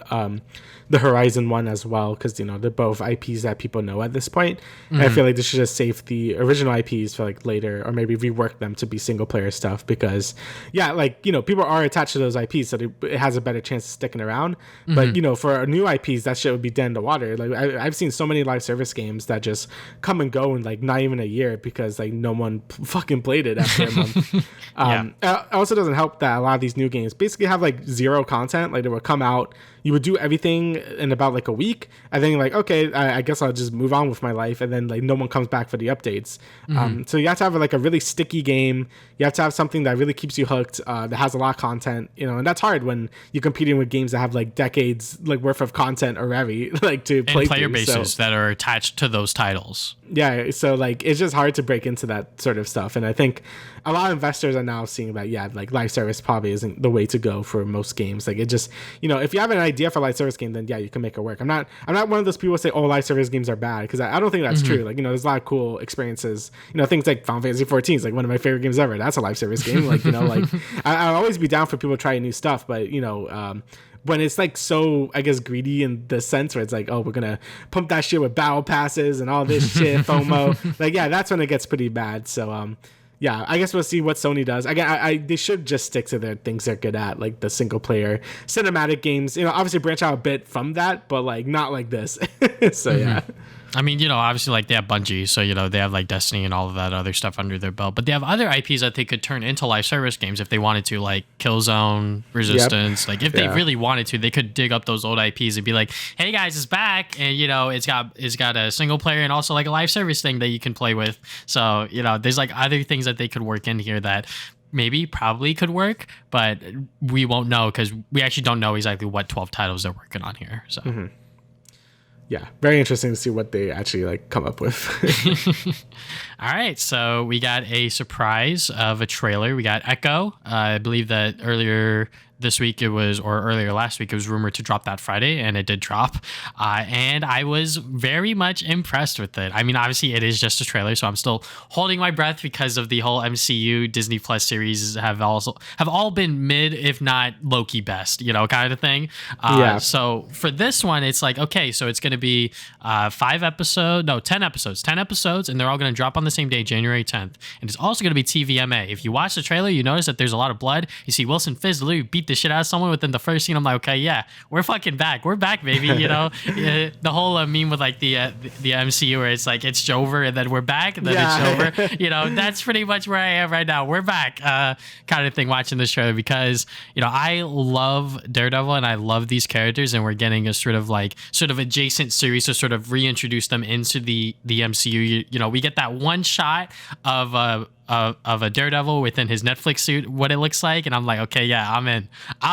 So, but yeah, I know the Echo character from obviously the Hawkeye show is what they set it up, but also she was in the Spider-Man, I believe it was Hostile Takeover tie-in book. I don't have it; it's fucking in my car, but she's in that book right before Wilson Fisk gets detained within the 2018 game. So I was like, oh, okay, like they introduce her and like several other characters that I won't talk about here. But yeah, the trailer looks good. They're changing her powers from like her just copying everyone to some other stuff from like her ancestors, which I guess is fine. But I know that the director was like, that other power was lame or some shit like that. And I was like, that's kind of like mean to say, just because it's like you're adapting something from the comics and you're just like sort of discrediting what the comic books did to make this show. And I'm just like, I don't know. That doesn't have a good taste in my mouth. So yeah, saying it like that is kind of weird. Like I feel like you could be like, oh, it doesn't like fit with what we're trying to do or whatever. Like with Miss Marvel, like they changed her thing from like the stretchy thing to the light power because they have like a certain vision for that character, and they didn't really like dismiss it. And like, also, it was their way to tie it into the Marvels movie. Yeah. So like yeah, it kind of made sense, but saying is oh, that's stupid. I'm like, oh, that's a little all right. Yeah. Not cool. Yeah, I thought it looked good. It is a nice change of pace from all the other Marvel shows. Like I know, like the Marvel shows in general have been like very mixed bags. Like as we've always said, I think besides Loki, like I feel like most of them have been like have high ups and like low downs. I mean, I still like I respect WandaVision still, even if the ending wasn't like that amazing. Like I still did enjoy that one a lot. But a lot of them just kind of go one year out the other. Like I just don't really remember like a lot. And it doesn't help just how many come out. Like they're just like you finish one thing, here's the other thing. You finish one thing, here's the other thing. And that's why I feel like Marvel fatigue is hitting a lot harder than it usually would for some people. Because I feel like when it's like maybe 2 or 3 movies a year, it's like whatever. But having like shows that are like a lot longer than that, like every other month, is like too much. But but I am glad that Echo is going for a different direction. Like it feels a lot different from all the other stuff we've gotten in the MCU itself. Obviously it's more familiar for the people that watch the Netflix stuff, which is good. But yeah, I think it's gonna be a nice change of pace. All the episodes are gonna be out the same day as well, I believe. So that's also pretty cool. So you don't have to wait every fucking week for it. You can just watch it. Yeah, 10 weeks. 10 weeks for this show? No, I don't think people are gonna stick around that long. So yeah, I'm happy they just put it out all on the same day. And I do wonder how this is actually gonna fit. Like, because the MCU has always been really PG-13, but now that we're opening it to be like, oh, you can just fucking murder people, like it's weird. Because it's just like I like it, but I'm like, I wonder how they're gonna like adapt. Because now, like, yeah, we know Kingpin is like this like awful person that just murders people with his fists and shit.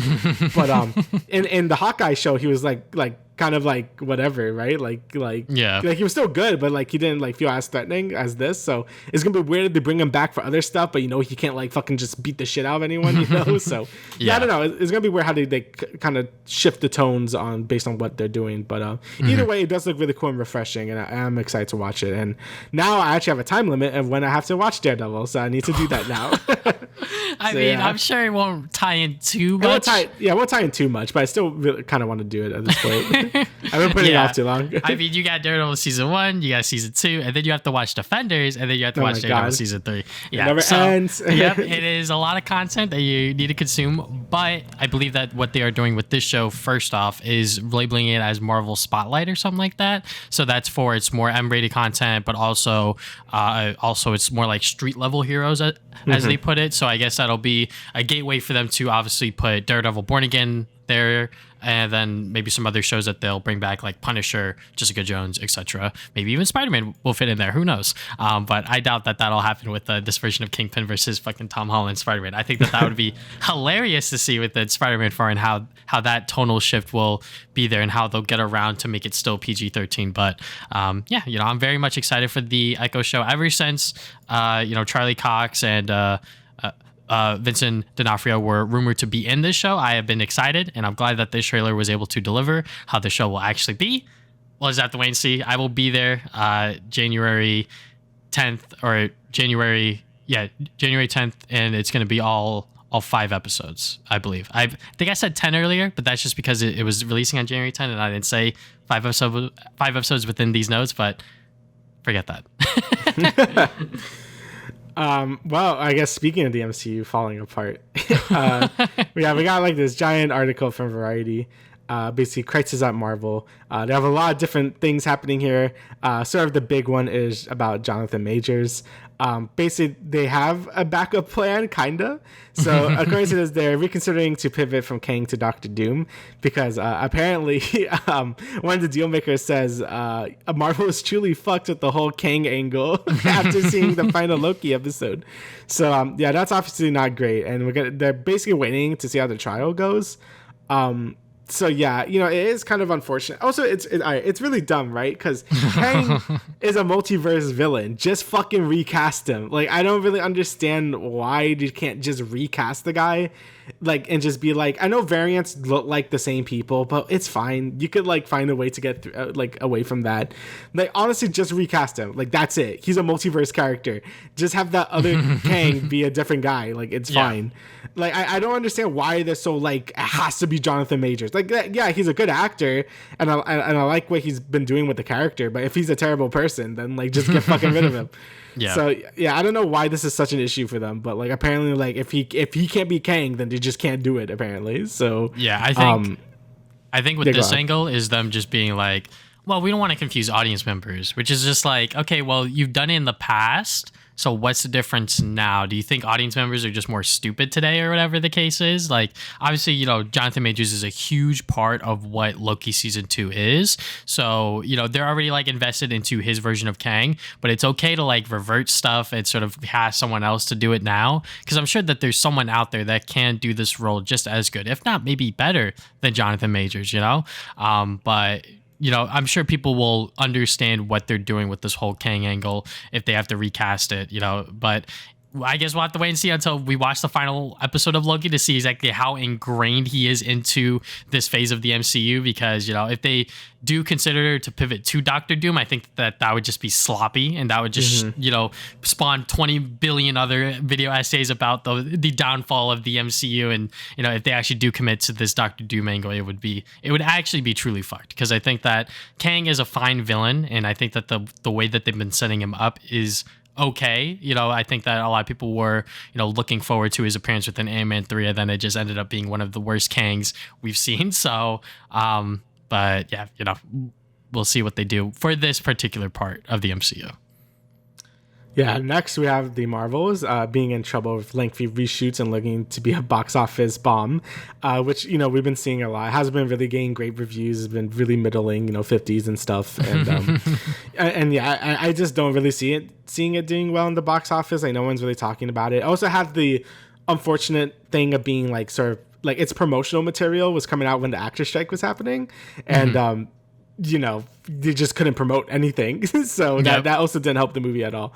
So, I saw someone saying, or I saw something where saying it was like tracking lower than The Flash and shit. Yep. So, so yeah, that's obviously terrible. I doubt the movie is going to be as bad, or like, it's just going to be like a 6 out of 10 or something. Like I'm probably going to enjoy it, but it's definitely not going to be like the box office success they were really hoping for. Like, I think the biggest movie was Guardians 3 this year, which was fantastic, but I don't think like this movie was going to help them like at all. It was just going to be like a movie that was coming out. So yeah, that's very unfortunate. Like, I have nothing really against like this movie, like some people do, but I guess I mean, I haven't seen it yet, so I guess I'll, when I see it, I'll talk about it. But yeah, it's very unfortunate that it looks like it's just going to do really bad. Yeah, I think that the thing with this movie is that it is another MCU movie where you really have to watch the shows to like really understand who Kamala Khan is and everything like that, and sort of where what's her name, Captain Rambo, or what's her name, came from within WandaVision and everything like that. Obviously, she was in the first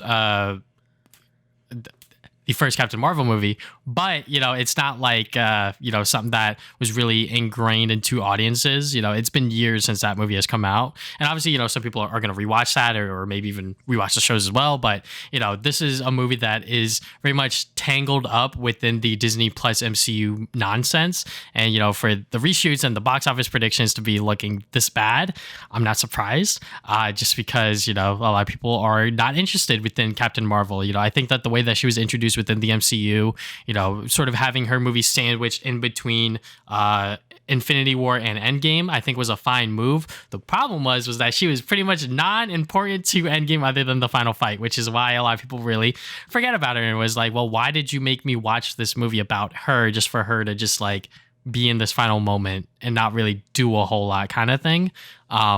But yeah, I mean, I'm still gonna go watch it. I'm actually kind of hyped for it just because I love Kamala Khan and sort of this version of Miss Marvel, just because she is one of the newer Marvel superhero characters that has been introduced in the comics and has been received pretty well. And I think that her show was honestly kind of good. So yeah, I mean, I agree. I really liked her character. You know, I think she's a good actress as well. So, I mean, the only bad thing about that show is more like just like the other stuff that wasn't about her. So it's like just, that, you know, the Disney Plus MCU syndrome where it's like, it's only 6 episodes, you know, there's only so much they could do, et cetera, et cetera. So yeah. So like, yeah, I agree. Whereas like, yeah, I'm more excited just to watch it for her than anything else. But I'm sure it's going to be a fun time. Sorry for butchering this. Marshala? Marsha? Right? I think so. Fuck. Ali. Well, he almost exited Blade as they were going through multiple rewrites and directors and stuff. Right now, Michael Green is now writing Blade from scratch. So yeah, this movie's like in like hell. Like this movie has been like not knowing what to do with it. Like I think it's like if it's rated R, if it's not, the multiple. I believe rewrites. Now it's confirmed to be rated R. Yeah, I heard now it's confirmed to be R, so that's good. But yeah, this movie has been in like hell. You know, they announced this I think like 2-3 years ago at this point. It's been a while, at least it felt like a while. And like I feel like nothing has been done with this movie. So I don't know how they're gonna fit this in anywhere, but like hopefully it's just good. At this point, that's kind of what I hope for with the MCU stuff. I just want it to be good. I don't know if I really care how it connects anymore. I'm just like, please just be a good product that's like more than like a 6 and I'll be okay with it. But yeah. Yeah, I think that every single time this movie is brought up within headlines, it's always something bad. It's always something terrible. So the fact that they've gone through this many directors and writers is like not surprising. I mean, having Michael Green, who wrote Logan, to write this movie, I think is a great idea. You know, I love Logan. Logan is definitely Logan's within my top 3 favorite superhero movies of all time. It's very good, yeah. So for him to write this movie, I'm not sure if that'll translate to Blade, but I hope that at least the writing's good for the movie. And having Mahershala Ali, you know, him almost exiting the project would have been fucking bad. If he actually left, it would have been like, yeah, nah, this shit's done. Just cancel it. Like, there's no reason for anyone to really watch it, because at this point, people are excited to see his version and his interpretation of the character. So, whether or not this movie will be good, who the hell knows? I just hope that it's actually like an 8 at least. You know, people are actually like able to go to the theaters and actually enjoy it for what it is, because, you know, he's a very good actor. So if the movie's bad, it's most likely not going to be on him. Yeah, I feel like that happens with most of the recent MCU stuff. Is more just like the horrible development cycles and like just writing and stuff. Yep. Well, speaking of horrible writing, talks about bringing the OG Avengers back for a movie. Like now we're really in comic land. Like now we're really gonna bring back people from the dead. So hopefully this isn't true. Like this also seems like a last ditch effort to like bring people into the theaters. Like, oh no, don't worry, Tony Stark is back. We got Captain America. And I feel like it just spits in the face of like everything the MCU has done. Like, yes, is a comic accurate? Like, yeah, like people come back from the dead all the time in the comics, but the MCU doesn't have to follow that. And I feel like a lot of people are okay with those characters being dead and gone, because it's like, you know, they did the whole arc. Tony Stark did his whole thing. You know, Captain America did his own thing. I mean, he gave the title to Captain America to Falcon now, so I feel like that just spit in the face for that character as well. So I feel like a lot of things are like really bad for that to happen. I really hope it doesn't come down to that, just to like boost sales numbers and stuff, because I think people are gonna see right through it and be like, nah, that's just a cheap way for people to like feel nostalgic and shit. So hopefully that doesn't happen, but I honestly feel like there's a good possibility that they'll find some way, multiverse way, to like be like, we're in the Battle of New York again, like do this or something. I don't know.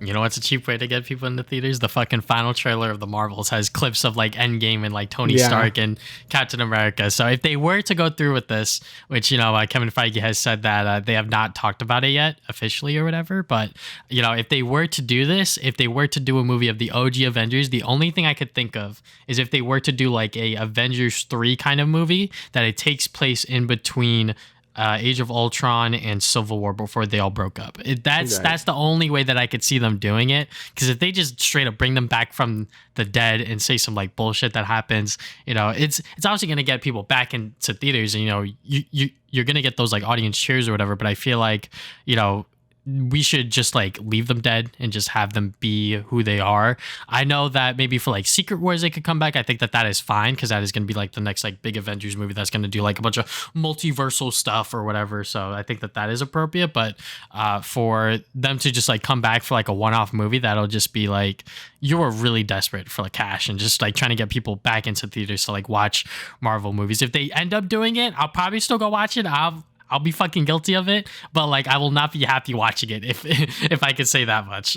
Yeah, honestly, it's my least favorite trope in like any media stuff, and I know comics are really guilty for this. Is like bringing back people from the dead, or like bringing back people that like obviously sacrificed themselves, or that have like a lot of significance for their death, either like finally being at peace or doing whatever, and then just bring them back. Always feels super cheap to me, and I hate that shit like a lot. So I really hope they don't do that because that would be really annoying. So yeah, don't do that, please. But lastly, of course, we knew about this, but yes, the VFX team has been squeezed for Ant-Man 3, like 14 days, like hours, like 14-hour days and no overtime. Obviously fucking terrible shit. I believe, I don't know if they're on strike. I thought I heard they were, but they should if they weren't. I don't know, yeah, because I feel like the VFX people have also been getting like shitted on for like years and years. I mean, we heard about constantly with Marvel. You know, we heard it with Stranger Things as well. Like they were getting like fucking shitted on as well, just working long ass hours and shit. So yeah, you know, if they haven't been on strike yet, they definitely should because you know, I think a lot of big budget movies and shows are very dependent on VFX artists, and like they do not get the things they deserve. So yeah, hopefully they go on strike and are able to get something good because yeah, that's really unacceptable.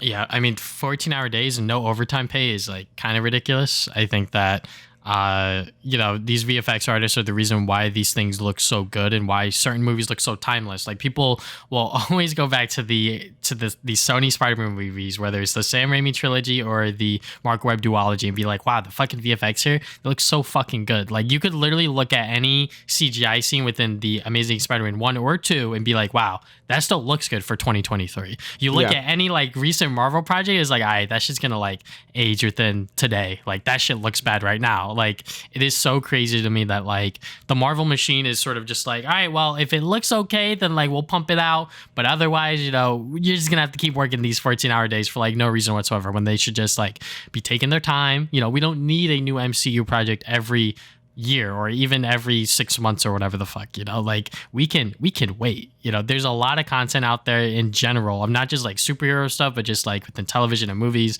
I feel like, you know, for them to be rushing it so much and for it to be the way it is right now, it's really catching up to people. You know, people are really taking it back within the Marvel train, and you know, it's obviously hurting their wallet. And that's the reason why, you know, talks of like the OG Avengers coming back and, you know, Mr. Ali almost exiting Blade is happening because, you know, this shit is in the gutter, almost in the gutter. I'm not saying it's like dead or anything, because, you know, people will exaggerate and be like, the MCU's dead or whatever, and then, you know, make a reaction video to Echo or whatever. No shade to anyone. But, you know, the MCU is definitely not within the spot that it wants to be. And I'm sure Kevin Feige's fucking stressed out every single day trying to figure it out. So, yeah, it hasn't been great. It hasn't been great for the MCU so far. But speaking of Hollywood stuff, we got the Hollywood strike is over. So here's pretty much everything that you would need to know about the strike in and of itself, now that it has concluded for the actors. So it could take months for certain shows or movies to get back to filming. I'm sure a lot of them want to get back to, you know, getting stuff done. I know that the Deadpool 3 movie with, you know, Hugh Jackman and what's his name? Ryan Reynolds. Yeah, Ryan Reynolds. I'm fucking stupid. You know, I'm sure that they want to get back on set and, you know, actually finish that movie because, you know, it looks like something that they've wanted to do for a while now. You know, just have both Wolverine and Deadpool on screen, you know, just like doing some shit. So, but yeah, it could take a while for those shows to actually like get back on track. And the deal itself is worth more than $1 billion, including compensation increases, protections against AI technology, and new streaming participation bonuses. So like if you're on a streaming service, and you will get some bonuses from being on those services, which is nice. And then there have been pension and health cap raises. So obviously, good thing for pretty much everyone, not just us as consumers, but everyone that works within the industry to continue working in the industry to make the things that we love happen. So yeah, I'm just glad that they were able to find something that would work for them to actually help them actually make a living, because obviously living in Los Angeles is not fucking cheap. So if you have these people literally working like 2 to 3 jobs on top of their creative thing that, millions of people are going to watch, it's going to affect their work. So yeah, like I think it's just glad like this is like, they're able to get things like that should be just basic, like should just been there from the start. But I'm happy they got in and were able to fight for it, because I know these Hollywood execs and stuff are like super greedy, and like you don't want to give anything to anyone. I think the protection against AI is actually really nice. It got that done like pretty like early into AI's life, because I felt like we went from like AI being this funny thing like that like could barely make a picture like 4 years ago, into things that can make like very convincing like art pieces or voice like stuff as well. So I'm happy that they're getting a lot of protections against AI, because that's just pretty scary now. So it's gonna be nice to have that not really be a factor into like to like their professional lives or anything like that. So I think this is great for everyone. I know even the actors want they want to act, like they want to do their job, they just want to get paid accordingly for it. So I'm happy everyone could go back and do their stuff. We could get movies and TV shows getting filmed again, but overall I'm just happy that they are getting the quality of life that they need to continue doing their jobs. I think that's the biggest win here. Obviously things continue filming is also nice as well. I've seen a lot of Twitter things being like, this is continue filming now, so that's nice as well. But overall I'm more happy for the actors finally getting what they deserve in a good way. That sounds like a Joker moment, but yeah. and also have them be able to promote their stuff, because and promote their shit.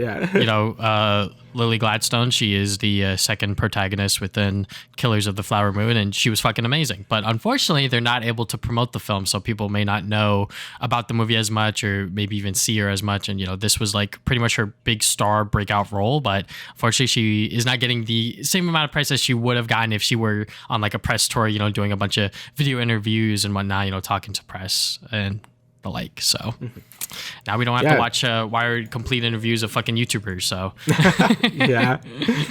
But let's move on from there. We are going to talk about Loki season 2, episode 4 and 5 spoiler discussion. Then we will do a retrospective 10th anniversary revisit of Ratchet and Clank Into the Nexus. So first up, Loki season 2. So episodes 4 and 5, kind of crazy, not gonna lie. I think episode 5 was like sort of what the show was all building up to, where it was like, oh shit, like they're kind of back to where they were, kind of thing. Not really. Yeah.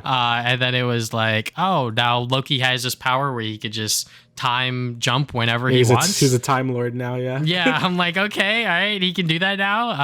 I guess that's what this version of Loki has the power to do. But yeah, I think that for everything that these 2 episodes have shown us, it's more Loki.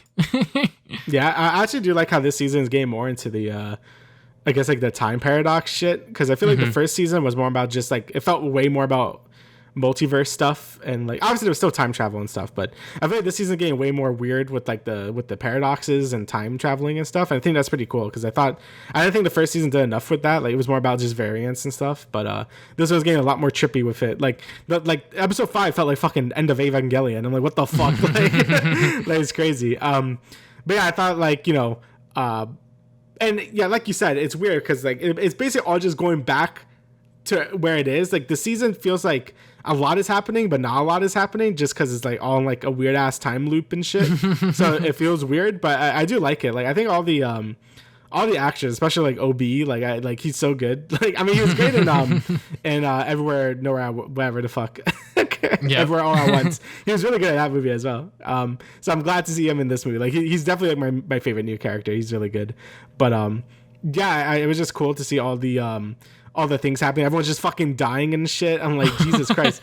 Like that scene where fucking Renslayer is like squishing them in the fucking box, and fucking Miss Minutes is looking like a maniac. I'm like, Jesus Christ. Then you can hear like the blood and bones dripping and shit. Like, Jesus. And if that shit was MA, that would have just been a giant meat cube. Like, that's crazy. But yeah. Yeah, I think the stuff they're doing with the time stuff has been really cool. I do feel like it is missing like more of a major antagonist. I know Renslayer is the major antagonist, but I feel like she's more like a pawn to like Miss Minutes. Yeah, basically. And I do like them. Like I think they're good villains, but I feel like it's been more about just making sure like the time loom can handle more of the multiverses and stuff. Like that they both want to do that. So I feel like that's sort of like the major threat of the thing. So it doesn't feel as threatening as some like the man who never was or whatever the fuck and stuff like that. But yeah, I still think it is really cool. Like, I think episode 5 is like really good. Like when I meant by it feels like End of Ava, like you never watched it, but it's basically like everyone turning into like fucking Fanta. Like it's basically the same thing where everyone's turning into like magic noodles and shit. Like I'm like, what the fuck? It's really cool. I really like the effect of like people like getting spaghettified and shit. Like it was really cool. But yeah, I thought both episodes were really good, but I could understand how some people feel like it does feel like just a giant like loop, because it kind of is. That's kind of the point. But I can still understand how that's sort of like a negative, I guess. So. Yeah, I mean, just them expanding like the TVA in and of itself was very fun. Seeing that moment where he who shall remain or whatever was like erase all their memories. I was like, damn, this motherfucker evil. I was like, damn, Red Slayer was supposed to be, or she was the one that really led the war and really gave him that throne, and then he was like, all right. Thanks. Fuck you. Fuck you. Yeah, exactly. I was like, damn, that sucks. But yeah, just seeing everything that happened within episode 4 was a lot of fun. Just, them building up to, I guess, like the sort of end all be all right before that explosion happened, which I'm glad I watched both of these episodes back to back, because I'm like, if I watch episode 4 and then I had to wait a week, I would have been like, fuck, that was kind of crazy, I did not expect Timely to just like die instantly. Oh yeah, I thought it was gonna be more of a thing, but he just died instantly, and everyone's like, "Oh, we're just fucked." I did not expect that. That was a good ending to that, because I'm like, "Oh shit!" I was just like, "Wow," they were just like, "Okay, well, I guess that's why Loki didn't go through, because they were like, we gotta show you that this radiation is different right now." So yeah, for him to just like turn it into spaghetti instantly was kind of funny, but also just like insane to see. But yeah, I mean, I really do like Timely. Timely was definitely a very good, I guess, like part of just like them trying to figure out the time loom, because he's trying to be different, he's trying to be one of the good guys, if you will, even though he's like very skeptical about like certain things, because he's from back in the day, and he's like, what the fuck is like hot chocolate? Like, what the hell is this? Yeah, I do like that the show, I guess like one of the major themes about the show is more like, I guess you aren't raised, or you're not born as evil. You're more like you're like kind of raised into it, I guess. Because with Sylvie and Loki obviously being like they're villains, but like now being around, I guess, a good support group or whatever, like they're heroes and stuff. Same thing with Timely, where it's like, his nature, I guess, is to be like evil Time Lord or whatever, but like because he's like, he's more like of a good guy in nature, this variant of him, like he's more like a hero than anything. So I think that's a cool theme that they've been showing a lot of in this as well. Honestly, like my only I guess nitpick, or I guess problem with season 2 is kind of like Sylvie's character. Like, I don't know, I feel like they made her like more like, I don't know, like I feel like she should have known this stuff was gonna happen. Like I thought she knew her like world was gonna get spaghettified. That's why I thought she was gonna sit there and just die, because I'm like, she just accept that was gonna happen, and she would rather live like that than worry about all the TVA shit. But no, apparently she just didn't know what was happening, and she like used her temp to get out of there. I'm like, oh, what? So she didn't she didn't know that the timelines are dying, like for real. But she was still saying like, "Oh, Loki, don't worry about it." Like, I'm like, what? I don't know. I feel like her writing this season has been like really weird. Like, I don't know. I haven't been like that big of a fan of that, because I feel like they've been rewriting her from like the first season being like pretty smart to being like kind of dumb in this season. Like how did you not know like this stuff was gonna happen? But I don't know. That's like my only real complaint about this. I think all the other characters have been really well. Like I think Loki and Mobius's like friendship is like so good. Like I love their bromance together. And like I said, like OB is great as well. Like he's really good. But I feel like Sylvie's the only one that like feels like she's been written like kind of weird this season. But that's just me, I guess. Yeah, I mean, I could see where you're coming from with Sylvie, just because it was like, like she was like the big standout sort of character within Loki season 1, where it was like, oh, like who the fuck is this? It's a female Loki, and Loki fell in love with, obviously a female version of himself. And I feel like that they're sort of just sticking her around until like maybe the final episode, where maybe that something may come back again. I don't know. But yeah, I mean, like every single time she pops up, I'm like, oh, okay, like that's Sylvie, but like she's just there. Like she doesn't really like do anything spectacular or anything like amazing, I would say. I feel like season 1 she had a much more bigger role, obviously, because they were like hunting her down for like a majority of it before, you know, Loki got, you know, sort of entangled up within her mess or whatever. So, you know, I feel like with this season, I do agree with you that she's being written a little weird and it's sort of like not consistent with like how she was within season 1. Yeah, I don't know. I feel like it would have been a better scene or like a more powerful scene if she was like just sit there accepting her death or whatever, and then Loki like pulled her in to be like, "Yo, don't do that" or something. But they need her. They need her for the finale or whatever. Yeah. I don't know. I felt like her just like not knowing what's happening regardless just feels weird. Like it could be like, oh, they're writing her like she's in like super denial that any of this is even happening and like all that, but I don't know. They haven't made that like super clear, so I don't really know. But yeah, that's really my only complaint with the season. I think it's been pretty good so far. I still think like season 1 is a bit better just because I feel like there was a lot more stuff happening. But I still think this season has been like pretty good overall. Like it's still better than like most of the Marvel shows. But I feel like that's not like too hard either. So. Yeah, there's definitely a lot of interesting things going on, like within episode 4 when that moment when Loki sees himself from episode 1 where he like sees Sylvie and it was like, why were you there? And she's like, I don't know what the fuck you're talking about. It's because he wasn't supposed to be there to see that. So that's why he got pruned instantly. So yeah, you know, it sort of all comes back around, you know, like they obviously like knew what they were doing with the whole time paradox thing, sort of like, you know, I guess like with this Loki going back in time and seeing his past self and then he being the one to prune himself, etc., etc. So, and then the same shit happens within episode 5 where like he's trying to show Mobius to be like, hey, look, like this fucking time shit is real. Like, see, look, like we were just there. You said these same exact things, and we're just watching you do it from this perspective. So, but yeah, you know, it was definitely also like a very interesting angle for it to be like, well, why are they different now? It's like I don't want to be lonely. I was like, shit, Loki, fuck. It's like, god damn it, why do you gotta make me care about you? Fuck.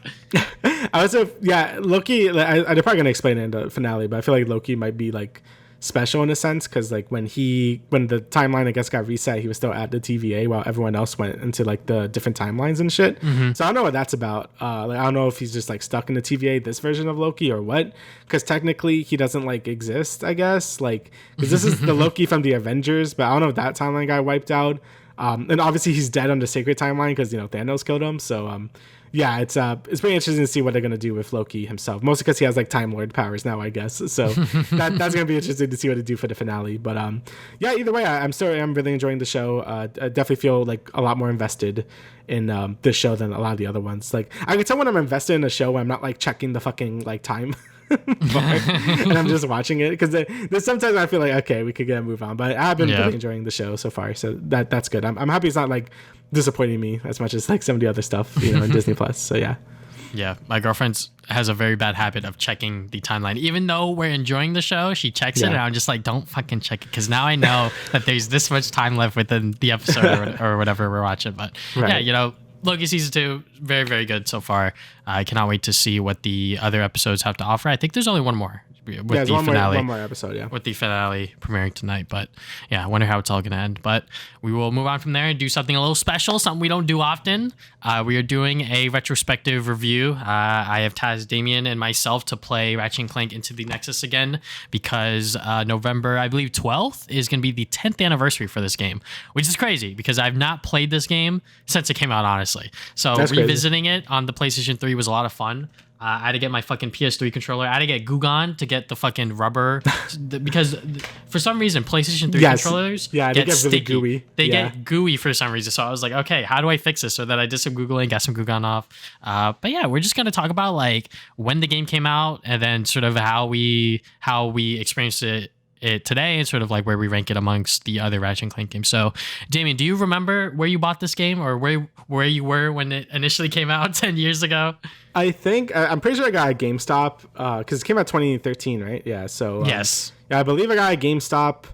I think that's where I got all my Ratchet and Clank games. You know the GameStop we used to go to that I'm pretty sure doesn't exist anymore. But yeah, okay. So yeah, that's where I got. I remember getting like that game. I actually like. I remember more getting like Crack in Time like from there. But yeah, I believe I also got into Nexus from there as well. But I remember being really excited. Obviously, I'm always excited when a new Ratchet and Clank game came out. And I think I was more excited because the last two Ratchet and Clank games, I believe Full Frontal Assault came out before this. It was Full Frontal Assault and then All for One. Yeah. So yeah, those two games came out, and I was just like, I'm ready for like a traditional Ratchet and Clank game, like whatever. Just please give me a traditional Ratchet and Clank game after the spin-off stuff. And I finally got it, and I really enjoyed the game. Like I'm more like fresh on the game because I actually like it's not like it's been 10 years since I played this game. It's been like maybe 3 years since I played this game. So like I mean, I get to it when I get to it, but you know, I was just excited to play it because it was a new traditional Ratchet and Clank game. The last one that came out was Crack in Time, which came out in like 2009, maybe 11. Christ. Maybe 11. I don't know. Let me check. I think it was 2009 because Tools Destruction was 2007. Quest for Booty was 8, and I think that was 2009. It was 2009. Yeah. You're correct. You fucking nerd. Yeah. So, you know, it was a long time since I played like a traditional Ratchet and Clank game, and it basically ending the saga I thought was really good. My only major disappointment at the time was that it was very short, and I feel like it's still like a major problem with the game is that its length is very short.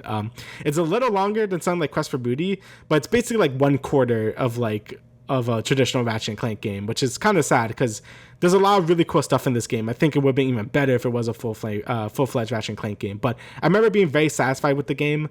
And yeah, my more disappointment was more that it was short and the fact that it wasn't on like PS4 at that point, because I feel like it probably should have just been a launch title for the PS4. Because the game kind of runs not great, but yes. Yeah, but yeah, I still remember really enjoying the game when it came out. So.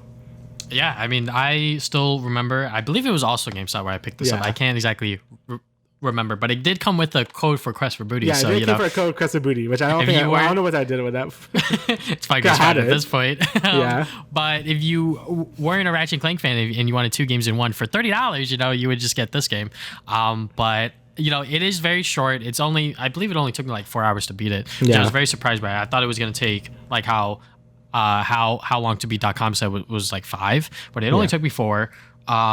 You know, its length I think is also its biggest strengths in some regards, because it is kind of like the greatest hits of all the Ratchet and Clank games up to that point. You know, you have the hover boots, you have the jetpack, you have that little museum where you could see like every single like little villain or character or whatever. So, you know, it is very much like trying to tie everything together for this sort of epilogue for the Ratchet and Clank future trilogy.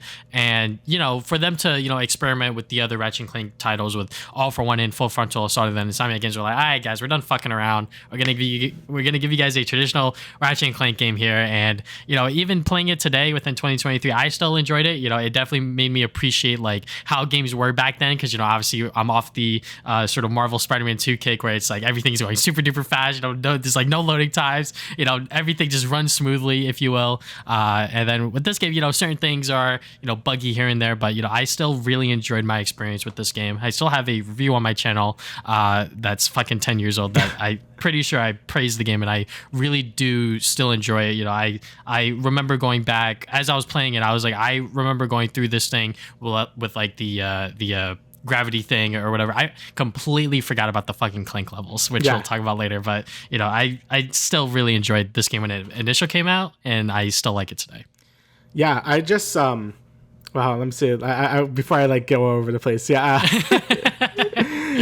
Yeah. So yeah, basically, like I love this game. So I'm gonna say this right now. I do think it would be higher on like where I would rank all my Ratchet games if it wasn't for its length for me. Because I know the length is also like, you know, it could be a strong suit for it, but I feel like there's so many cool ideas, and I'm glad Sony didn't waste these ideas either. Like, they do show up in later Ratchet and Clank games, like the thruster pack thing comes back in the 2016 reboot, and then Rift Apart uses the gravity boot thing again, like we could like sort of like, you know, lock on and like change gravity stuff.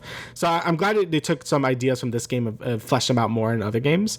But I just really like the vibe of this game, like, a lot. Like, that's something I feel like the 2016 game and even Rift Apart does, you know, kind of does away with. You know, like, this game has more of like not an edgier tone, but a little more serious tone, and I like that a lot. You know, I like the more spooky vibe it got. I like the 2 villains a lot.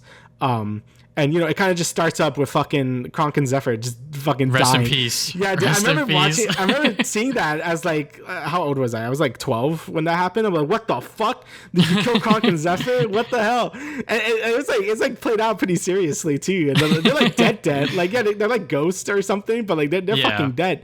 So yeah, I thought that was like insane to me as a kid. and it really felt like the stakes were like pretty high, which I felt like the future series did pretty well in general. And just the voice direction I think was really good too. Like I don't know what they did with Ratchet's voice, and especially Rift Apart. Like his voice direction in Rift Apart was like, be Johnny Test, and like he feels like he sounds a lot like Johnny Test. In this game, I really just like his tone and stuff. You know, a little more serious. You know, a little like deeper voice and stuff. I always like loved his voice direction in this game in general. And like I said, I think the story is really good. Like I really do like the two twins and how it kind of parallels to Ratchet's thing of like getting to the Lombax homeworld. And I guess it's sort of like a dark reflection of what would happen if he was super obsessed with it and like would do anything to get the Dimensionator and shit. I guess Tachyon was also kind of like a mirror to that in Tools of Destruction. But I think this was a nice bookend for like sort of that sort of era of storytelling for them. Even though they're still not done with that stupid fucking story. Like we still gotta get to the dumb Lombax dimension. But either way, I think it was a really good thematic like sort of bookending to that whole future series. And again, I think the story would have been better if it obviously was longer, because you know it's basically like Planet is like Act 1, 2, and 3 like immediately, right? Like the game doesn't have like a lot of breathing room to like set up a lot of like the stuff, but yeah, it did hit all the major moments well, because you know I can't really blame it because it doesn't have a lot of breathing room because it's not that long. But yeah, I think for what it is, I actually thought the story and everything about it was really good. I just love the vibe, like the darker vibe of it. So I don't know what you thought about like the story and stuff overall. Yeah, you know, obviously I don't remember much about it, but you know, just seeing how, you know, Vendra Prague and sort of her brother and that sort of storyline and how that played out, I thought it was a lot of fun. You know, just seeing them sort of, you know, get the Dimensionator and then, you know, get this fucking weird eye thing. Mr. You know? Eye, yeah, I was just like, okay, you know, we're just gonna bring him here because, you know, that's her friend. And then, you know, obviously it's like, what do you mean you're portraying me? What do you mean I was just a pawn? One thing I really liked about this game, I don't know if the humor was like this within Rift Apart. I can't remember, but this game was very funny. Like it was obviously very... I agree. Yeah, this game is definitely a lot funnier than like Rift Apart and stuff. Yeah, it definitely has like a lot more PS2 vibes to it than the other future games. Yeah. Yeah, it was definitely very funny because like when I guess like that cutscene with the whole like the arena thing, I'm like, here we go, the arena. And it's like this very convenient, you know, backpack jetpack thing. I was made like, for this one specific robot. Yeah.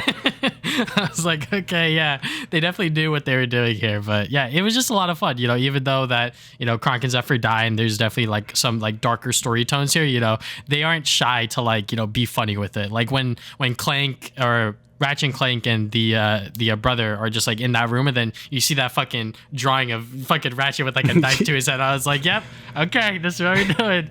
So yeah, you know, I definitely like the humor, and I hope that, you know, if Insomniac games do come back to the Ratchet and Clank series, which I hope that they do, you know, they bring back this same sort of writing style in there, because, you know, I forget that Ratchet and Clank games are actually funny as well. Yeah, I mean, I feel like I did lose. Like, I don't agree with like Ratchet lost all its edge from the PS2. Like, I know there's a lot of like Ratchet boomers now, which is weird to say because I have also played a game since the start, but I don't really feel like that. But I definitely feel the humor really peaked with like Deadlock. Deadlock is like legit hilarious. Like, I love Deadlock's humor just because it is allowed to be a bit more edgy with it. Like, it's like you know, makes a little more crude jokes. But I love Deadlock.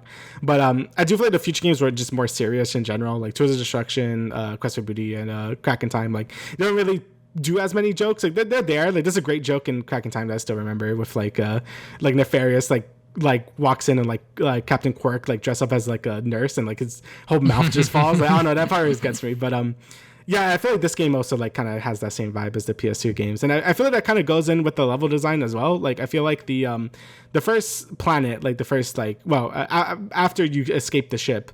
That first planet really feels like a PS2 Ratchet level, where you have the two paths, one that's more like platformy and you know, based off the new gadget you got, and one that's more combat focused to get the infobot for the gladiator place. You know, that's very PS2 Ratchet and Clank design, which is really neat to see. You know, we don't really see that too much with the newer games, since the newer games are more focused on gunplay and shooting, always shooting now. So it's nice to have like levels or worlds that are more like, okay, yeah, this is when you use your gadget, and this is when you know, do more exploration and platforming, and then here's your more combat focused path. Like I feel like that was kind of lost after like even like Ratchet Clank 3 kind of lost that. It was more like Ratchet 1 and 2 that were really pushing for that level design. So it was cool to see that in spirit in this game. And just throwing new ideas too. Like, you know, I think like that gravity tether thing was really cool. Like I really like that gadget a lot. You know, it's simple, effective, but you know, it's a fun gadget to use. And I think that's what most Ratchet gadgets should be doing. Also made me realize how much I miss gadgets because Rift Apart doesn't have any. So yeah. Definitely, just like the way that the game's structured, every single weapon only levels up to level 3. Yeah, So V3. you are really like pressured to like get the other weapons and sort of mess around with those as fast as possible. I only really used like the blades and the fucking rocket launcher. As soon as I got those, I was like, yep, these are broken, so I'm gonna keep using them. But obviously, like you get the traditional blaster, then you get the bomb gadget. So those are definitely a lot of fun to use, and just because of the length, obviously everything only goes up to level 3, but also the raritanium, just like using that to like upgrade your weapons as well as sort of like a little substitute. So then each weapon doesn't have to be upgraded all the way to like level 5 or something like that. So, I really do like how the way that every single planet was structured, but also just like how the gameplay was. You had some moments, like you said, where you would just use like the gadgets or like platform or whatever. And then you had moments where you were just like, shooting people and just killing them and just having a lot of fun with that. So. Yeah, I guess for the weapons, I liked a lot of them, even though the arsenal is really tiny in this game, obviously. And you have your standard ones. You have like the blaster, bomb glove. In every fucking game, every Ratchet game, you have that stuff.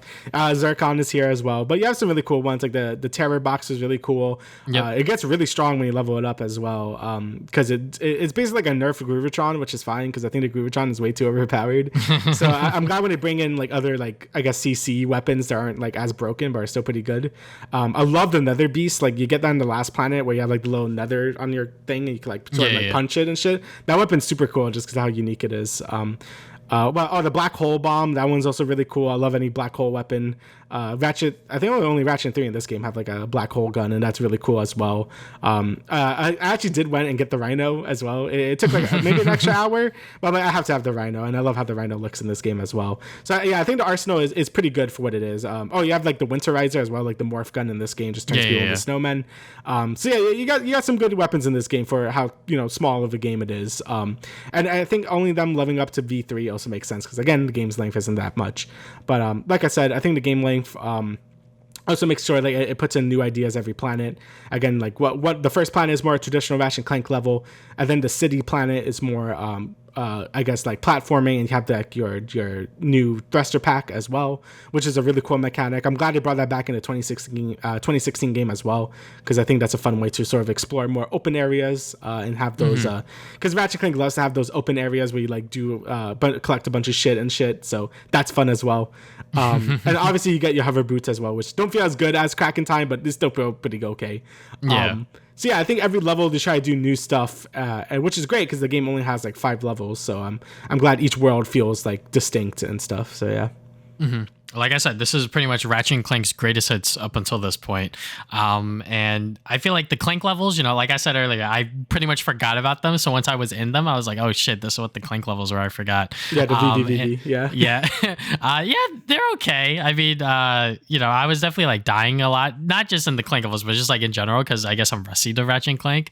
But yeah, these levels were fine. They weren't like anything amazing or spectacular. It's definitely like a downgrade from obviously like a Crack in Time. Yeah. But they're okay. They're fine. I like it. I mean, I feel like Ratchet levels, Clank levels definitely got a lot better since Tools of Destruction. Because I think Tools of Destruction was the last time they kind of used traditional Clank gameplay, which I always thought were fine. Like in Tools of Destruction, you have the zonies help you a little bit, but it's basically the same thing like the PS2 games, which were also just okay. I think Crack in Time was obviously amazing, like, because that was like half the gameplay was Clank levels, and they're great. I actually really like these Clank levels as well. Like, they're really short and sweet, but I think they're pretty fun to play through. And I'm happy that Sony kind of like kept making the Clank levels their own things later, like with the Crack in Time stuff in this game, and then Riff Apart, which I really like the Riff Apart Clank levels as well. So I'm happy they made them like more unique and stuff, and like more brain teasy. And this one was more like reflexes and VVVs type stuff. But yeah, I don't know. I enjoyed the Clank stuff quite a bit. I thought it was pretty fun to go through as well. But yeah, honestly, like. I really do have to talk about it because this game definitely has like my favorite planet, or I guess favorite section in any game ever. Well, any Ratchet game ever, is the museum part. Like I remember first playing that, and I loved it. I love when games when you reach like sort of like an end to like a saga, and it kind of like respects that you did that. Like, look at all the things you did. Like, look at all this. You did this shit. And I love that, especially when I was like 12, like, and like went through like all the other Ratchet and Clank games and just seeing all that. Like, I got super, like, when I found the fucking bio-obliterator in like the museum level, like, that's so cool. I still think that's one of the coolest things ever, because it's really rare for the PS3 games to reference the PS2 games too much. So it was really cool to see that. And yeah, just that level in general is just so good. I interacted with all the museum things again, and yeah, I always remember that level will always be one of my favorite Ratchet and Clank levels like ever. It's just so good. I love it.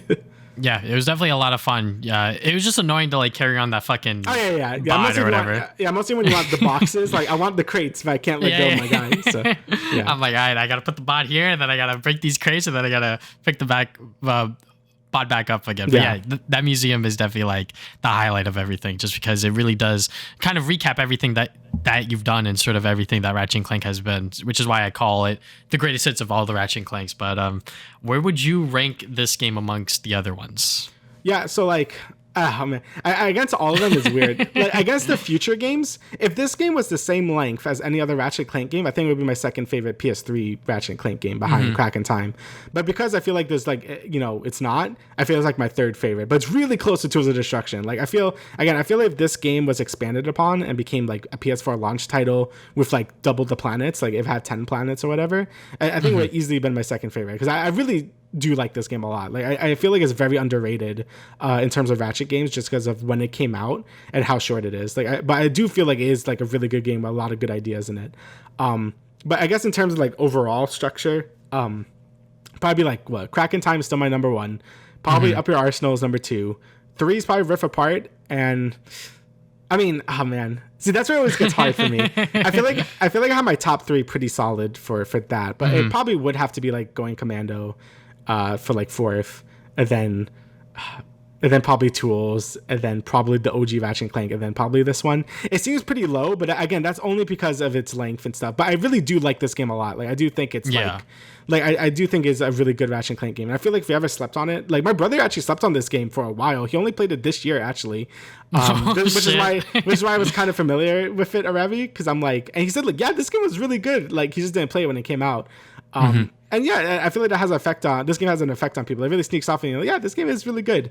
So yeah, I think it's only like kind of in the middle of my tier list just because of its length. But if it was the same length as like Tools of Destruction, it probably would be like top like 5. So okay. I would say it's in my top 5. I mean, I don't have a lot of or as much nostalgia for the older games as you. Yeah. I was thinking about this yesterday. I was like, is it within my top 3? I was like, nah, it's probably within my top 5. I would say it would be just like you. Number 1, Crack in Time. Yeah. Then after that, I would say Rift Apart, and then probably Up Your Arsenal after that, and then probably Into the Nexus, and then something else fourth. I forget. But, it's been a while since I played a lot of these games, and I have a tier list on my YouTube channel that's fucking outdated at this point. So I definitely have to replay all these games and then maybe do a updated tier list on that, or maybe we could do one together. Who the fuck knows? I feel like... Sorry, go on. I just feel like all Ratchet games are like good, basically. Like, obviously the bottom of a tier list would be like the spin-offs and like the PSP games, but I feel like that's kind of a given. But like honestly, like probably the worst Ratchet game, like that's like a mainline Ratchet game, I mean, it probably is the 2016 game, but even then I've kind of like lightened on that game. Like I didn't even hate it when I first played it. I just was a little disappointed at it. Nowadays I'm like, it's a good game. Like, I think the 2016 game is good, but it probably would be the lowest on that, and then probably the OG Ratchet game, just because how old it is. Even though I love Ratchet 1, but I can understand, like, if some people play it now, it's like, ooh, this kind of shows like shit, and like, the gunplay isn't great, and it's kind of janky. Yes. But I still absolutely love Ratchet and Clank 1. I've played it like 30 fucking times in my life. But yeah, it'd probably be like those two in the bottom if I had to like put them anywhere. Again, I think all Ratchet games like minimum like 8s anyway, so like it's fine. But but yeah, I think Into Nexus is a very good game, and if you ever played Ratchet and Clank before and or you slept on this game, definitely play it. Like Travis said, very much like I think it is definitely the most underrated Ratchet and Clank game, and if you haven't played it yet, play it. It's really good. It's on the streaming. I played it on the PlayStation streaming thing because I'm still subscribed to that for like a year, and it ran pretty well for me. So that's good. Oh yeah, and I guess like the other downside is the game kind of performs like not great. Yes. I forgot to mention that it uses like the same engine as the spin-off games, So and those games weren't really meant, I guess, for like this like more level based structure. So it like the frame rates and stuff does get kind of choppy. The game in general doesn't look that great compared to like the other PS3 Ratchet games either. Like the art style still looks nice and stuff, but I don't know, it just doesn't look as good. So but I blame that more on the engine of using like the spin-off games as a base than anything else. And it has this weird thing where Travis had an issue with it where you couldn't even make a new game because it's like tied to this weird profile system and shit. Yes. So you have to like actually go into your PS3 menu and like delete your save and then you can make a new game. It's kind of dumb. But besides that, that's really the only major downside besides its length, like I said. So but yeah, I still think the game is great. But yeah. Yeah. The game's performance is definitely like PS3 jank. And this is a late PS3 game too. Like this isn't really something late. This is like one of the last PS3 games to come out. So it is kind of crazy that it did run like kind of garbage when I was playing it. But you know what? It is what it is. You know, I kind of looked past most of it when like the audio was cutting out or like certain things were getting delayed. I was like, all right, if I pause the game and then I unpause it, it goes back to normal. I'm like, you know what? That's fine. But there was like this one really stupid ass glitch or bug. I don't know exactly what it was, but you know, at the end where you had to kill those 3 thugs, the last one was still in the air and I couldn't shoot it with any of my guns. And I didn't buy the sniper because I was holding on to my bolts for whatever reason. Yeah. So I was like, fuck it. I'm gonna buy the sniper. And like, because Ratchet can't look straight up, I had to like keep walking back and I almost fell off, but I was just like, all right, let me just like get the aggro so then I can just like instantly kill him after that. Right. But, yeah. That shit was stupid, but yeah, you know, like I said, greatest hits of pretty much all the Ratchet and Clank games up to that point. If you got into these series because of Rift Apart, play this game because it is a lot of fun. Or should I say, if you got into Rift Apart or if you got into Ratchet and Clank because of Rift Apart, my apologies, start from the beginning, and then once you get up to this game, you will really appreciate everything the Ratchet and Clank series has done so far. I agree. I mean, this game really made me wish. I'm like, fuck. I really wish we got like some mega collection while the Ratchet games, because I would love to see these games at like 60 frames, like good resolutions and shit. I mean, it probably won't be 60 frames, but probably, you know, at least if they up the resolution and make it look pretty and be native and stuff, like I would die for that. Like I really want just like at least a future collection. Like even if you can't do the PS2 games for whatever reason, I would love to just at least have the future games like be in like this nice like package and stuff. I really thought they were gonna do that for the 20th anniversary, but at least I could play them on streaming, I guess. Like it's fine, but like I still want like a native like port on PS5 at some point. So hopefully we get that at some point. I know it's kind of copium, but like I really hope we get something like that because I love this series a lot. So. Also, I want another excuse to play all the games again. So yeah. Yes, I also want another excuse to play all the games again as well. But yeah, you know, is there anything else you would like to add, good Sa? No, that's it. I love Ratchet and Clank. Thank you for making me play. I mean, I like I said, I would drop everything to play like a Ratchet and Clank game. Yeah, all right, let's do it. Well, we'll do it again when Rift Apart hits 3 years in June. So yeah.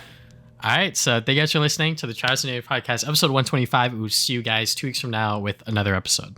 Later.